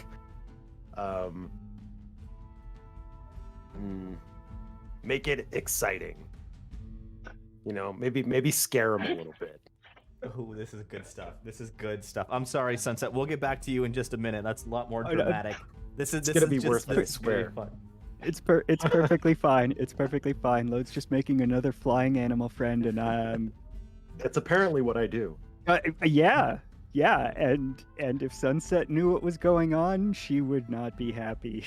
I She would has wanted like to fly for quite some time. so between Erky and Sam, who's sitting farther toward the head of the hawk, like the one in front? I'm probably the shortest. Well, I don't know. How tall I are picture you? Erky then Sam, so they can Yeah, both Erky is see. short. Erky is the Yeah. shortest. Erky, go first. Okay, cool. Load, Um, you're such a bro. Well, yeah. so Here, I need here. repeat. Erky, I need you to give me an animal handling check at advantage because Sam is helping you. Sweet. Oh, where'd he go? 1 Go, where'd and he a 2 and a 16. Okay, you successfully, as you walk up next to the hawk, it lowers its shoulder and its wing like splayed out straight onto the ground, and you are able to kind of skitter up the side of the wing and make it onto the back, both of you. As it gets up, as you get settled in and kind of get a handful of feathers behind its neck, on the back of its neck, it immediately just shoots out its wings and starts, doing like the takeoff from a single point, like not a running takeoff, but just straight up in the air, like, and it's just a huge gust of wind load that like it blows your hair back. And Erky and Sam, you're immediately jetted off into the sky. Yeah, faster. With that, it circles around the encampment. Both of you give me a perception check.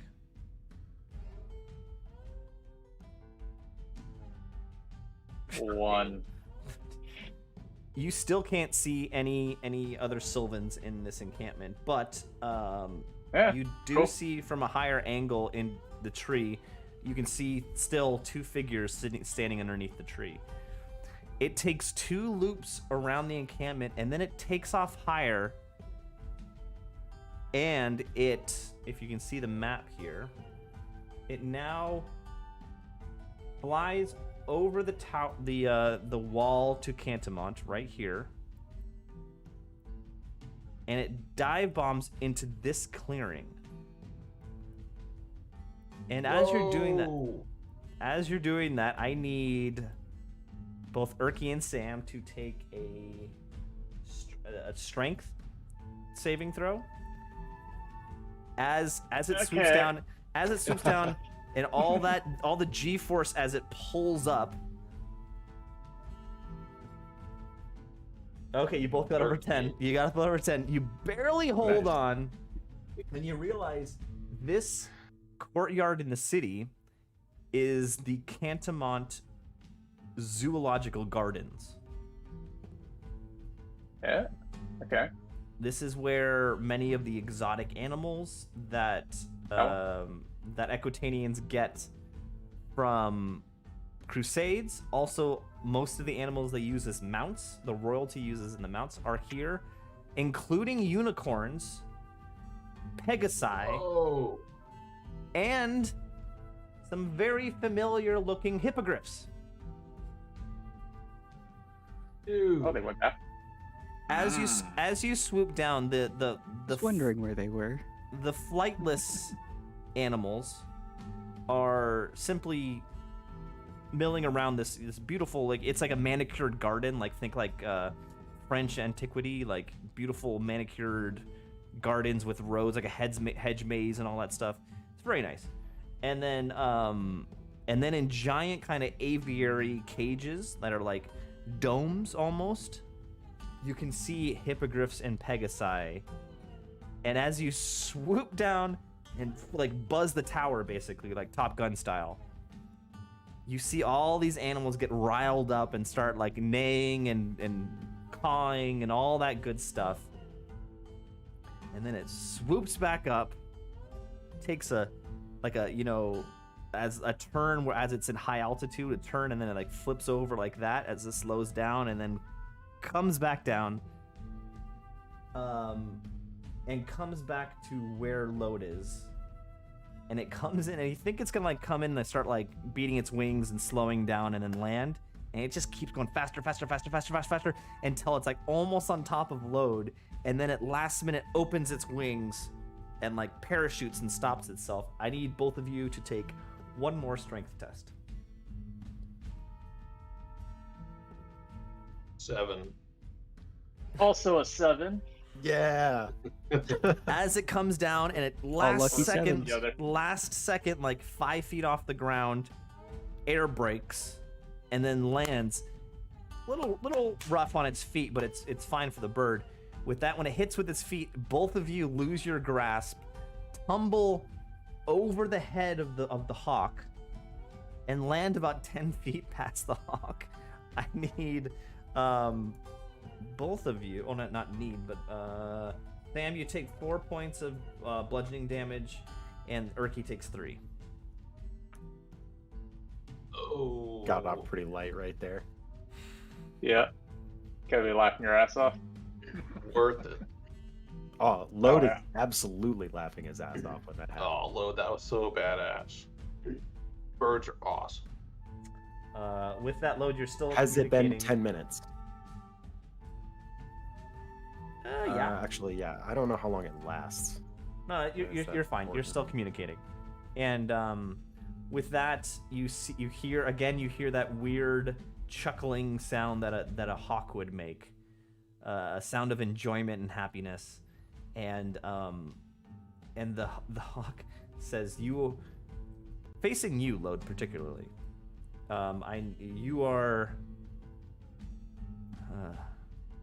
You are a funny dwarf. I like you." And he says, "My name is Silvermoon." Well, I say, thank you, Silvermoon, and I will pour him a little more beer, I guess. Whatever's left in the alchemy jug. Mm-hmm. And then I will ask, where did you take them? Again, the Silvermoon chuckles again and says, "I am not allowed to go into the city of Cantamont to go past the tower wall, the city walls, but I took them on a ride to show the Equitanian animals how flight is done."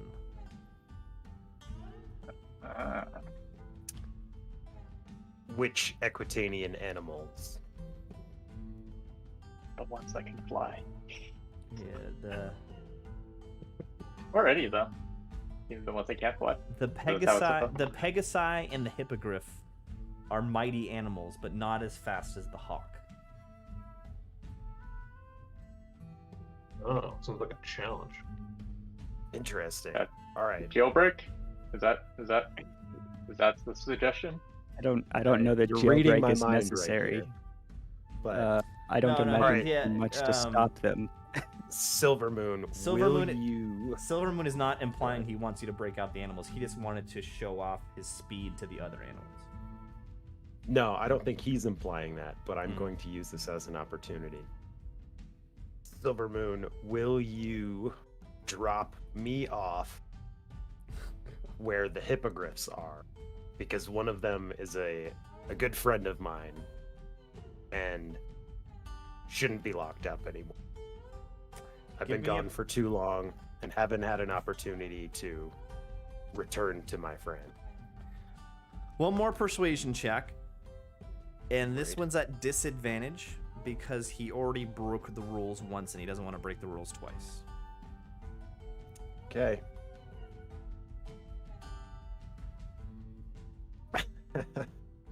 A one. Well, well, Well, Silvermoon chuckles and says, Can I use I bountiful luck? like you, but I don't like you that much. yes, actually you can. You can what? Oh, luck? Bountiful luck. He I can, mean, he can I- allow him to re-roll that one. The other roll was a 6, so it's not like it's gonna matter, but because it's a disadvantage, so he takes the lower roll anyway. Yeah. Up to you, Sam. Well, I don't think a 6 will get mean, it either. No, I can walk to the zoological gardens at some point.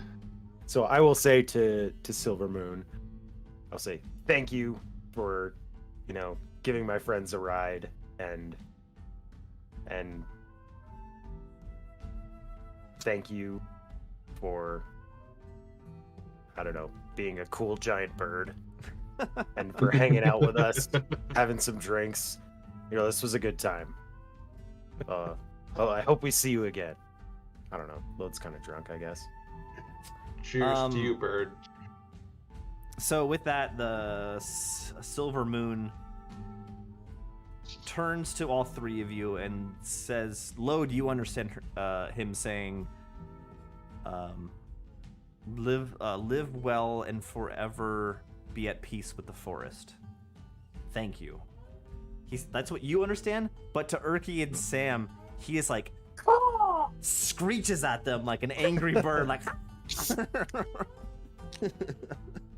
And with that, just a really loud.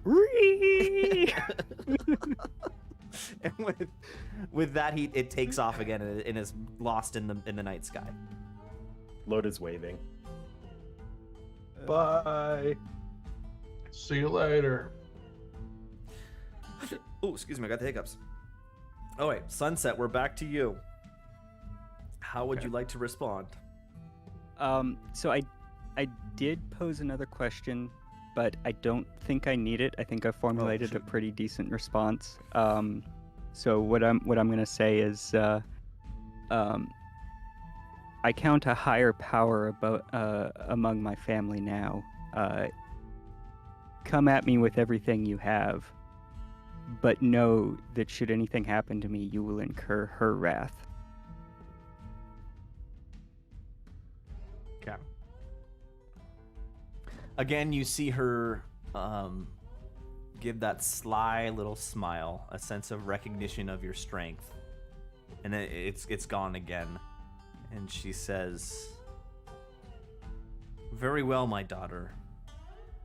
If that is the way you wish to move forward, I cannot stop you, or I cannot change your mind." No, you were right that you couldn't stop me. We will see how your appeal to Celestia actually using that name. All right. is received. Until we meet again, I wish you the best of luck. And with that, she closes her eyes again. She's still literally levitating off the ground in meditation underneath this tree. And she closes her eyes.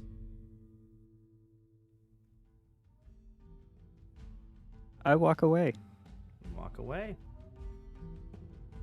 With Perception check for Sunset to see if she hears either screaming or I fully from the sky.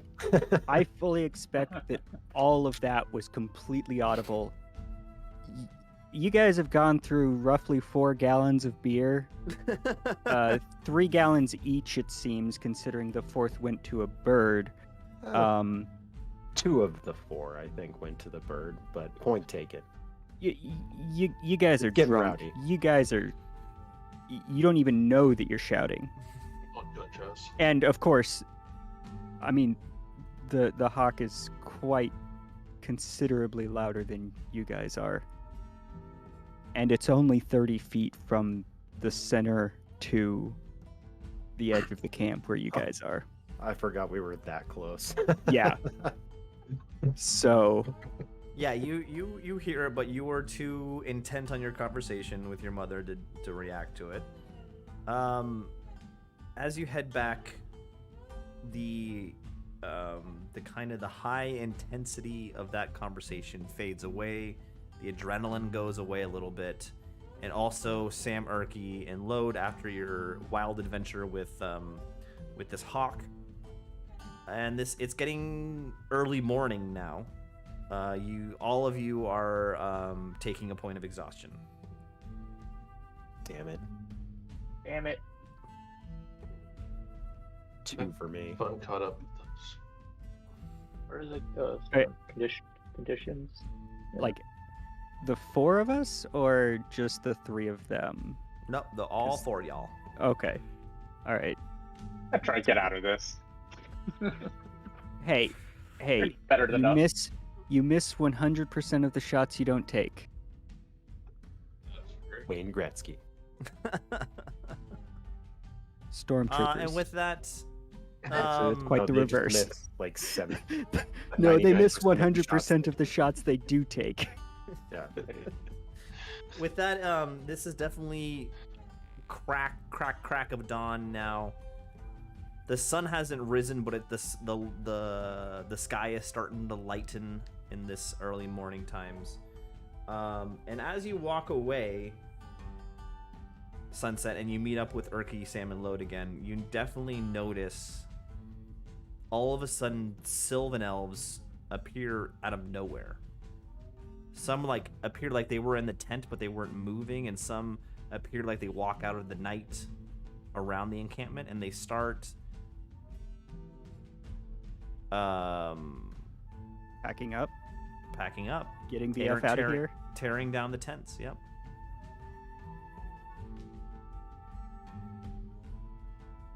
So it's dawn now, or Almost. It's like early dawn. Yeah.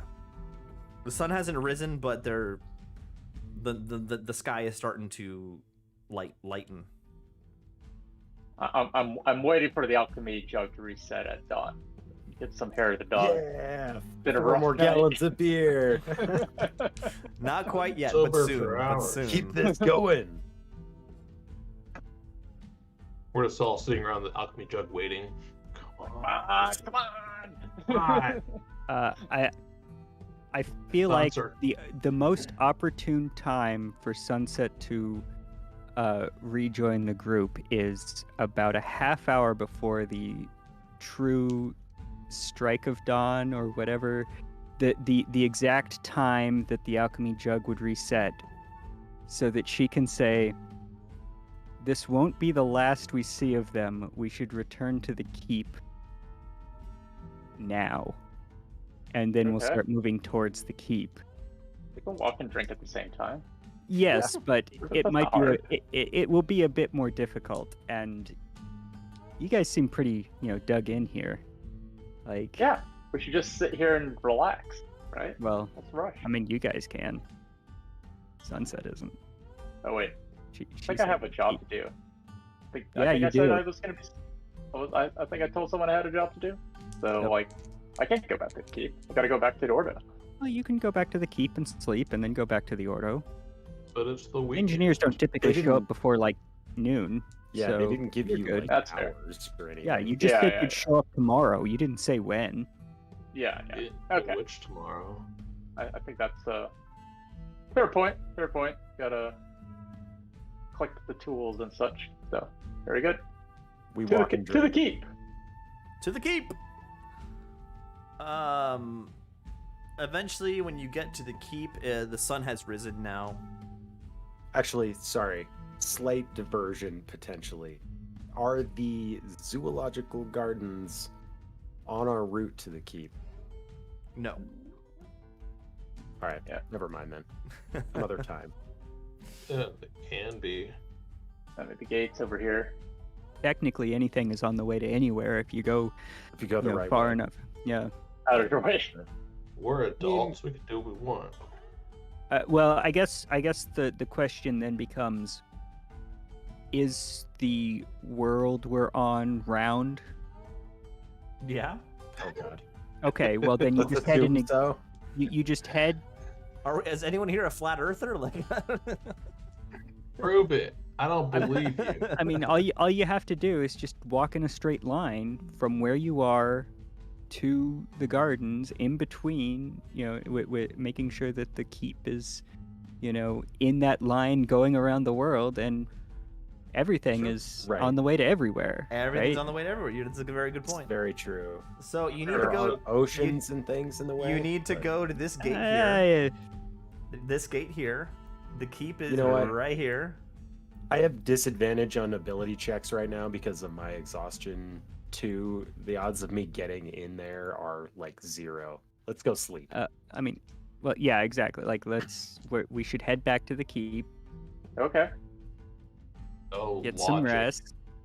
I just thought it would be a really fun caper for Sam and I to break into Hell this yeah, too. it would. Sunset will be heading back to the keep. Free I- Moonclaw. I will follow. We'll Now. follow too. Could use that. All right, so you make it into the keep. It is now morning time. The Great Hall of the keep is pretty active for this early in the morning, and the surprising thing is the Duke is present. And the Duke is sitting on his throne, deep in thought. Or like Haggard from pulling an all-nighter in the field, just like dusty, bloodshot, just like, Oh man, why is it so bright in here? In the keep is also a number of people eating their breakfast. You see, you see the Duke. Standing next to the Duke, whispering in his ear, is that figure that you've seen a few times, which is the bald-headed person in a robe, like a toga. That doesn't bode well. Standing next to the Duke, just a few paces away, is Claude, standing at attention. And eating food is a number of people, number of knights. And also Zenislav is there, and also Giovanni is there eating. But the more important thing is, as you're entering the keep, you see a single knight leaving the keep, which is odd because knights usually travel together, a group of them. And this is Sir Patrick. This is the knight that attacked you and said his family was being held captive by the Scarred Palms. He looks different now. He is alone with no horse and no Ratune, a group with him. Previously he was wearing that burgundy tabard with his family sigil on it. Now he is wearing armor with a plain white linen, unbleached linen tabard with no markings on it. And he is no longer carrying a lance or anything like that. He's carrying a large, like two-handed sword over his shoulder. So he was demoted.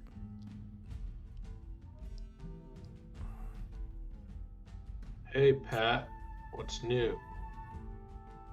As you say that, Look a little he turns and recognizes who you are. He says, I am sorry.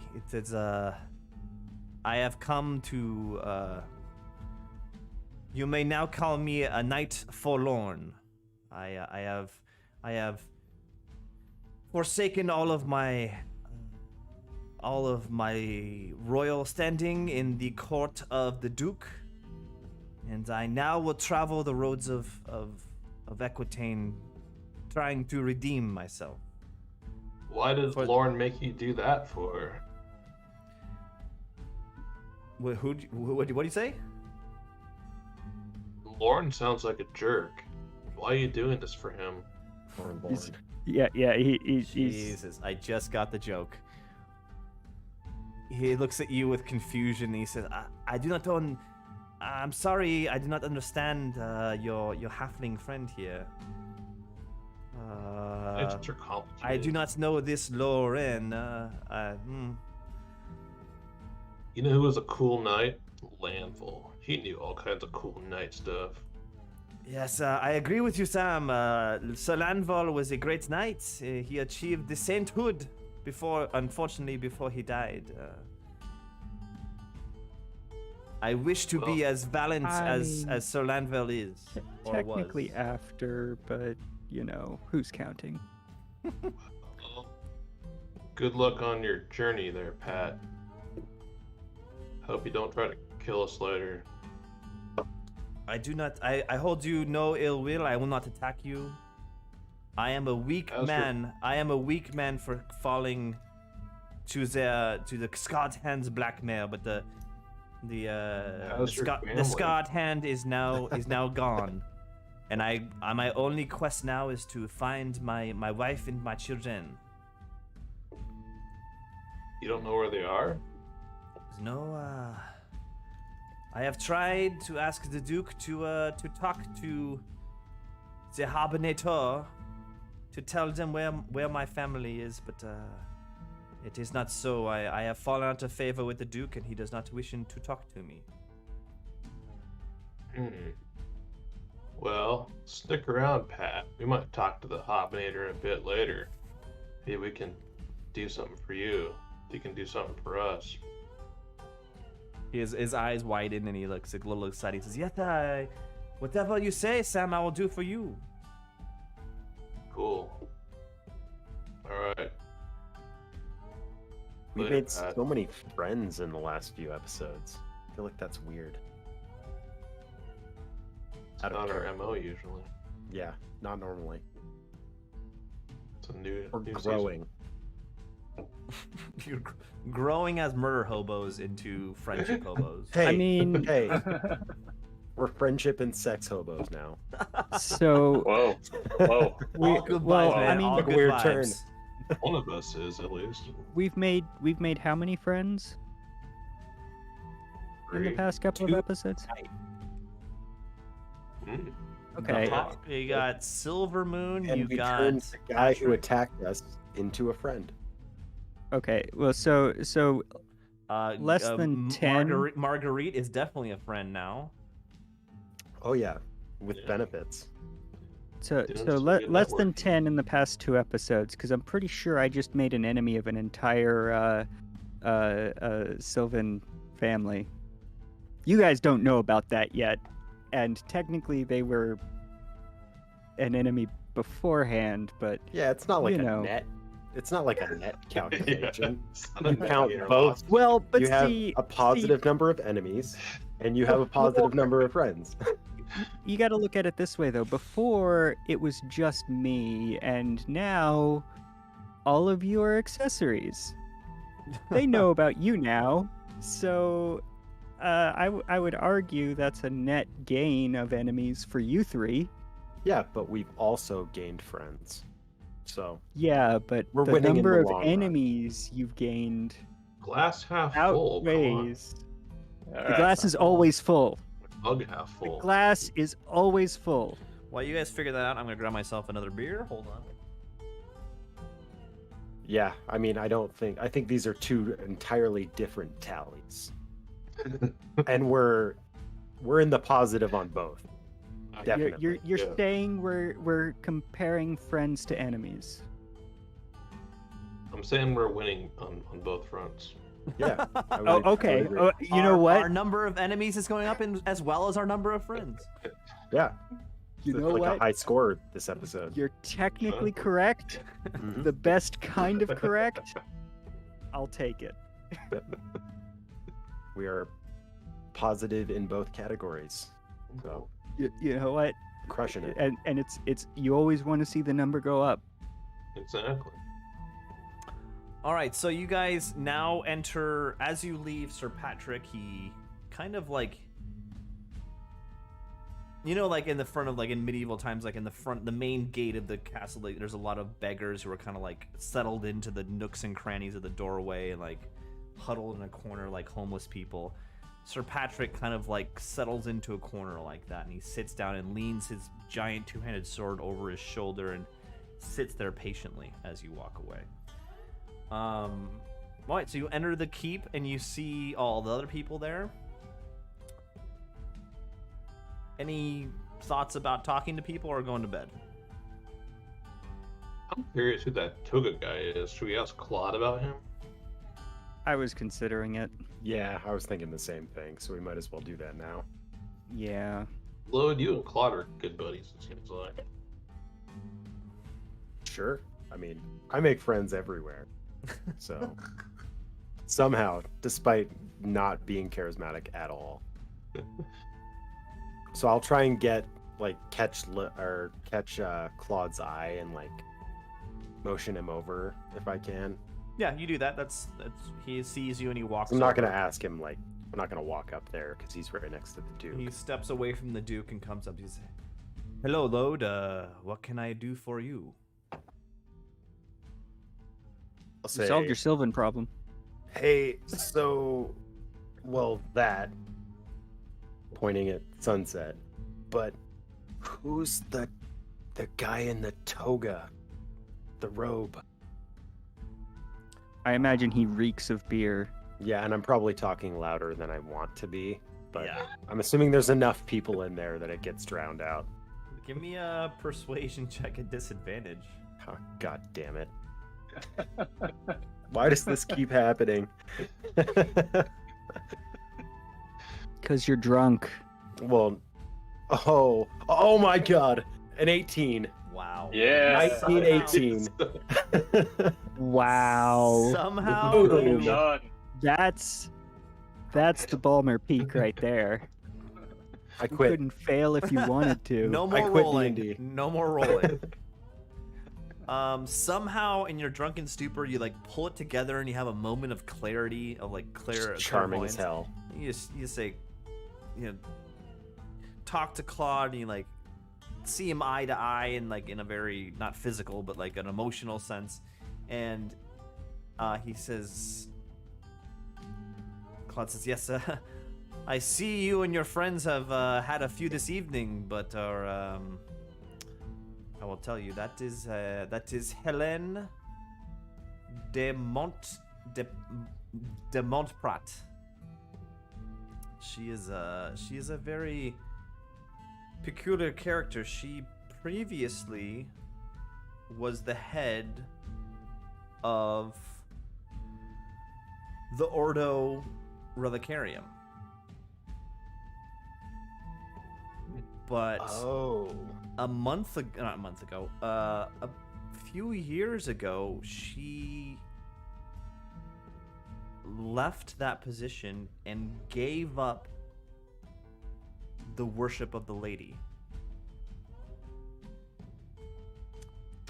Now all she does is she talks about vitalism, which is a new way of thinking.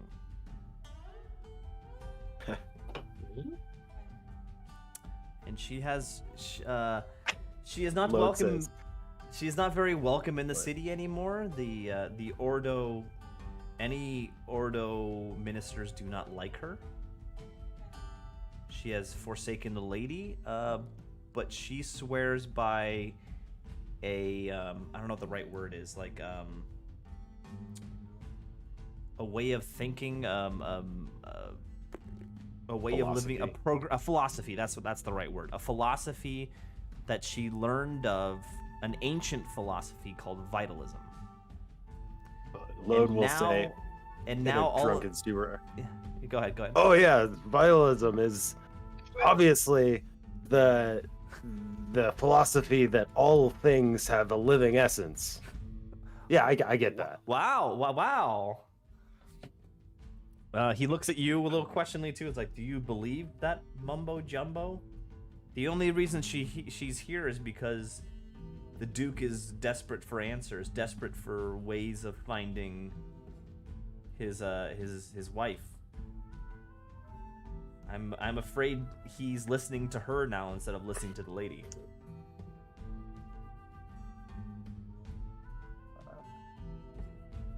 I was trying to get a burp going for sound effects, but I'll say, what? I don't know what you're talking about. Claude excels heavily. Maybe you should go to bed, and later today we will talk. You're all right, Claude. I basically turned into Sam.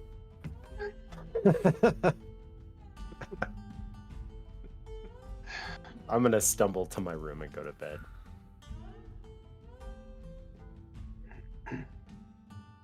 I'm just gonna lay on the ground and sleep in the middle of the hall. I imagine that's what you do every night if you're not sleeping out in a gutter somewhere. Air's good.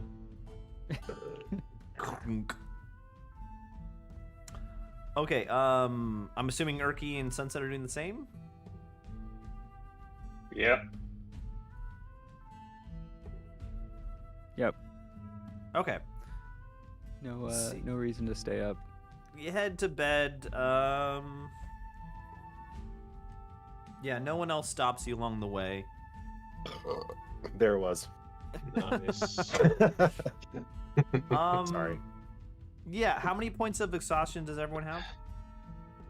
Just One. Dose. Two. How did you have two? Oh, because you Somehow went... I have 2. Because you had 2 at the end of the fight with the Hobinator, but you could only take 1 Right. long rest. Because I was still close. Yeah, and you guys had all run away.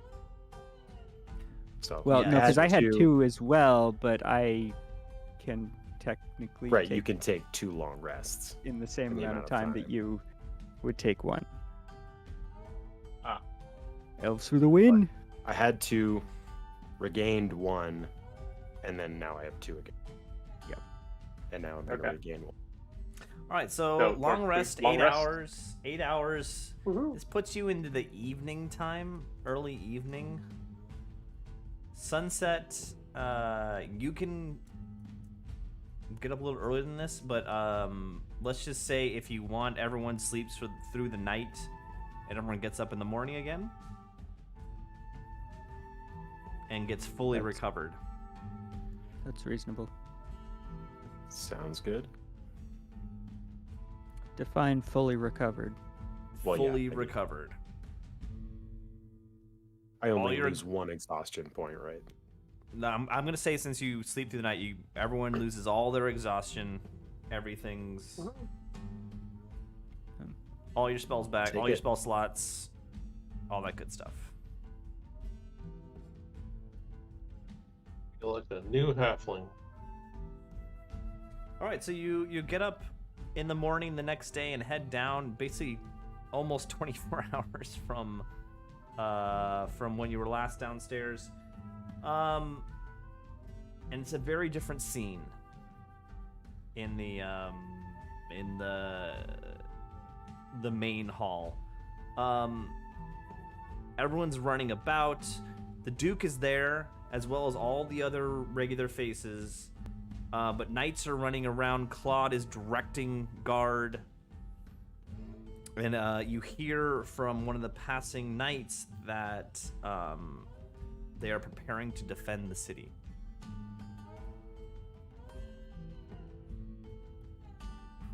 What? Yeah, Oh, from Boosh. from We're what? under attack? What? From who?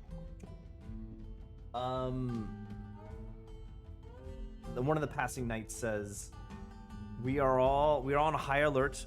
As we are on high alert, everyone has been told to go to guard the wall, because as of yesterday, the Sylvan Elves encampment is gone and no one saw them leave.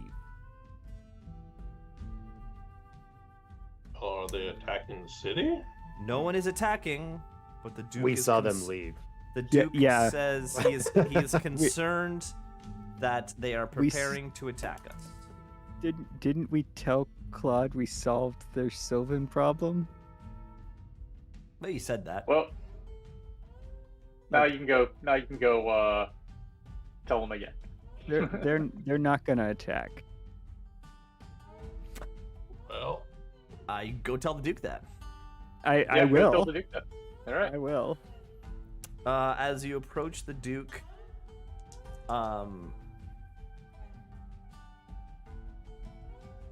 he is standing with Helen, the bald woman. Claude is also standing at his side. And what do you say to the Duke?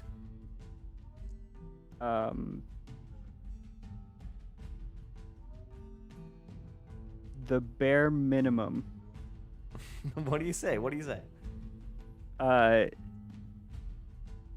The Sylvan encampment has returned to their woods.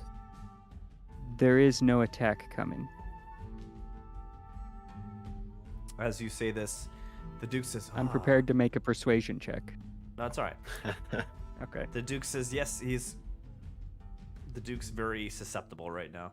And he says, really, that's just good news. And then before he can say any more, Helen leans over and whispers in his ear.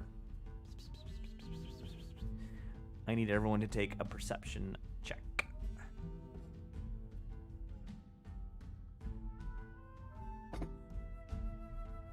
Eight. 14. 19. 19, Jesus. Nice. So the three of you don't really hear anything, but Lode, you do hear her say a few words. You hear Helen say in the Duke's ear,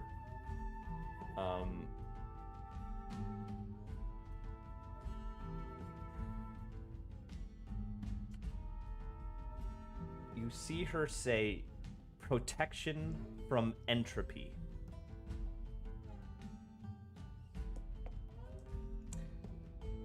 And with that, the Duke says,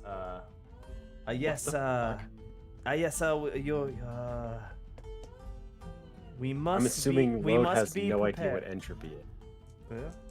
That's what you hear. And then the Duke says, "Yes, that might be the case, but we must be prepared. The Sylvans are they are very sneaky people. Sunset. They are very good at hiding their attacks and attacking with surprise, and I must be prepared." As this goes on, you see kind of Sunset just gets angrier and angrier as this honestly probably quite true description. Yeah, he definitely, that wasn't like you've heard derogatory terms about Sylvans, but this was a term of admiration. They're very good at disguising their attacks. They're guerrilla fighters. Right, Yeah. but I think the way I'm gonna look at it is more in the he's not listening to me Okay. when he should be.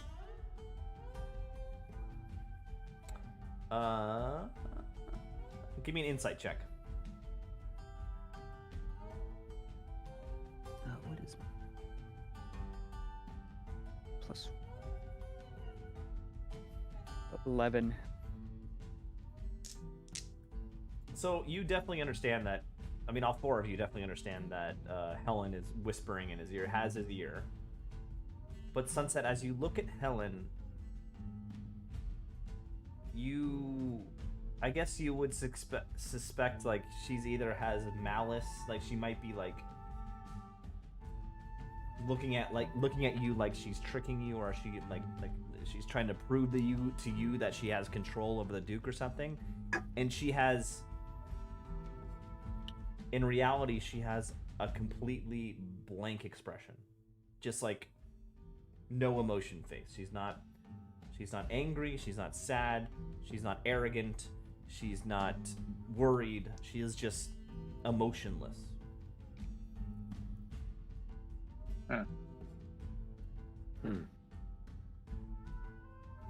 And I'm assuming that the Duke is showing some form of emotion. Yes, Correct? He's very Okay. worried. You've Is always seen the stress of him not having his wife around and what happened to her on his face. That's obviously would take the toll on anyone. But with this, you see a heightened level of anxiety with the Sylvan Elf suddenly disappearing. so the other thing I feel like I'd be relatively familiar with on the Duke's face is a similar look of almost apathy while he was being controlled by the final door sister. I can't remember which one it was at this time. Is the look on her face in any way similar? No, or at least Okay. not the notice that you have. No, I'd say Okay.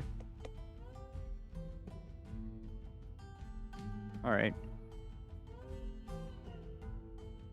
I mean, just because she's not outwardly showing it doesn't mean that she doesn't harbor those intentions.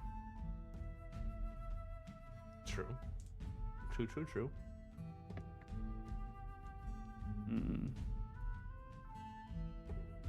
Oh, and I guess I should have said this before. The Duke also, when he's explaining that he is worried that the Sylvan Elves have left camp, he said also, I have heard word that there was an attack on the Ordo Redicarium by a Sylvan. There was not an attack on the Ordo. There was an attack on me, who happened to be at the Ordo at the time. The Sylvan We were attacked there you- for that. attacked you, Sunset? On orders from my mother, who was the leader of the now disappeared Sylvan encampment, who left after I spoke with her last night. We were there for that too. There is no attack coming. Give me a persuasion check.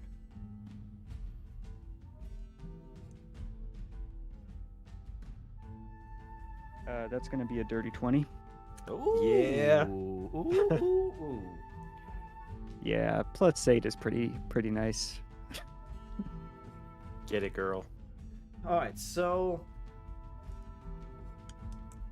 with this, as you say, the fact that you spoke with the Sylvans and they are leaving because you spoke with them, the Duke says, that is good work. That is good news. It has been very stressful trying to prepare for the crusade with a war party outside our gates.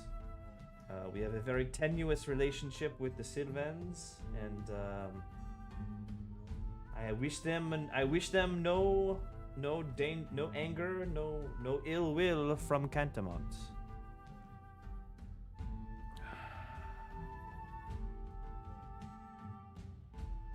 Elves are hope- friends, dude. I hope you, Sunset, can be a emissary to the Sylvans Oh my. for Cantamont. Uh, You seem to have a good relationship with them. you have no idea. You couldn't have picked a better person, dude. And neither do any of you, really. So, You're saying you are not a good person for this? I mean, that's not the impression I was trying to give. Whether or not that's true is entirely different matter, but that is not the impression I was trying to give. I was trying to be reassuring in the, like, you have no idea how right you are, kind of thing.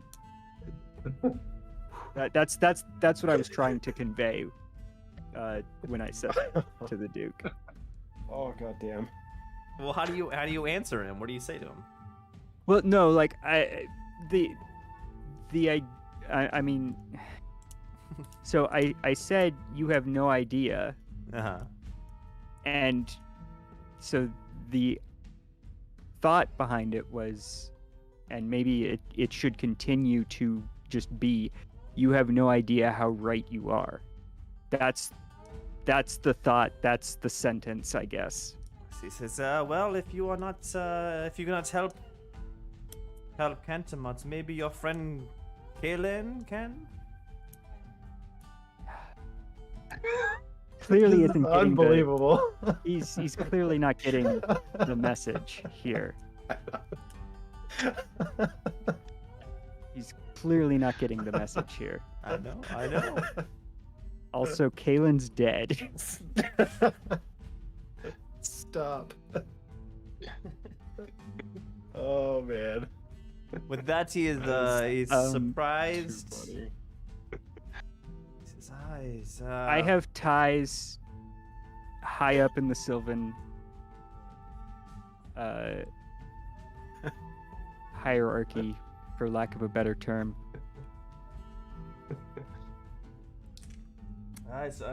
That is. You are putting your faith in me is well placed.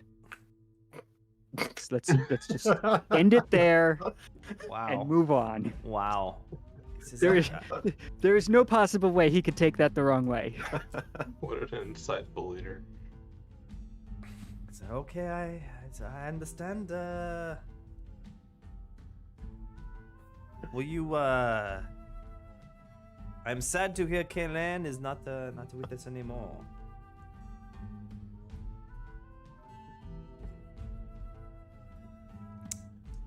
He just looks aloof. He just looks not quite in touch with everything right now. Yeah, I'm getting that. Yeah. No kidding. And he kind of sits back in his throne. He kind of just is perplexed and a little confused. But he at least understands that there's no attack coming now, right? Like that message got through. I think it did. Okay, Really, that's like, all that really matters. He knows attack's not coming, but well, actually, give me an insight check.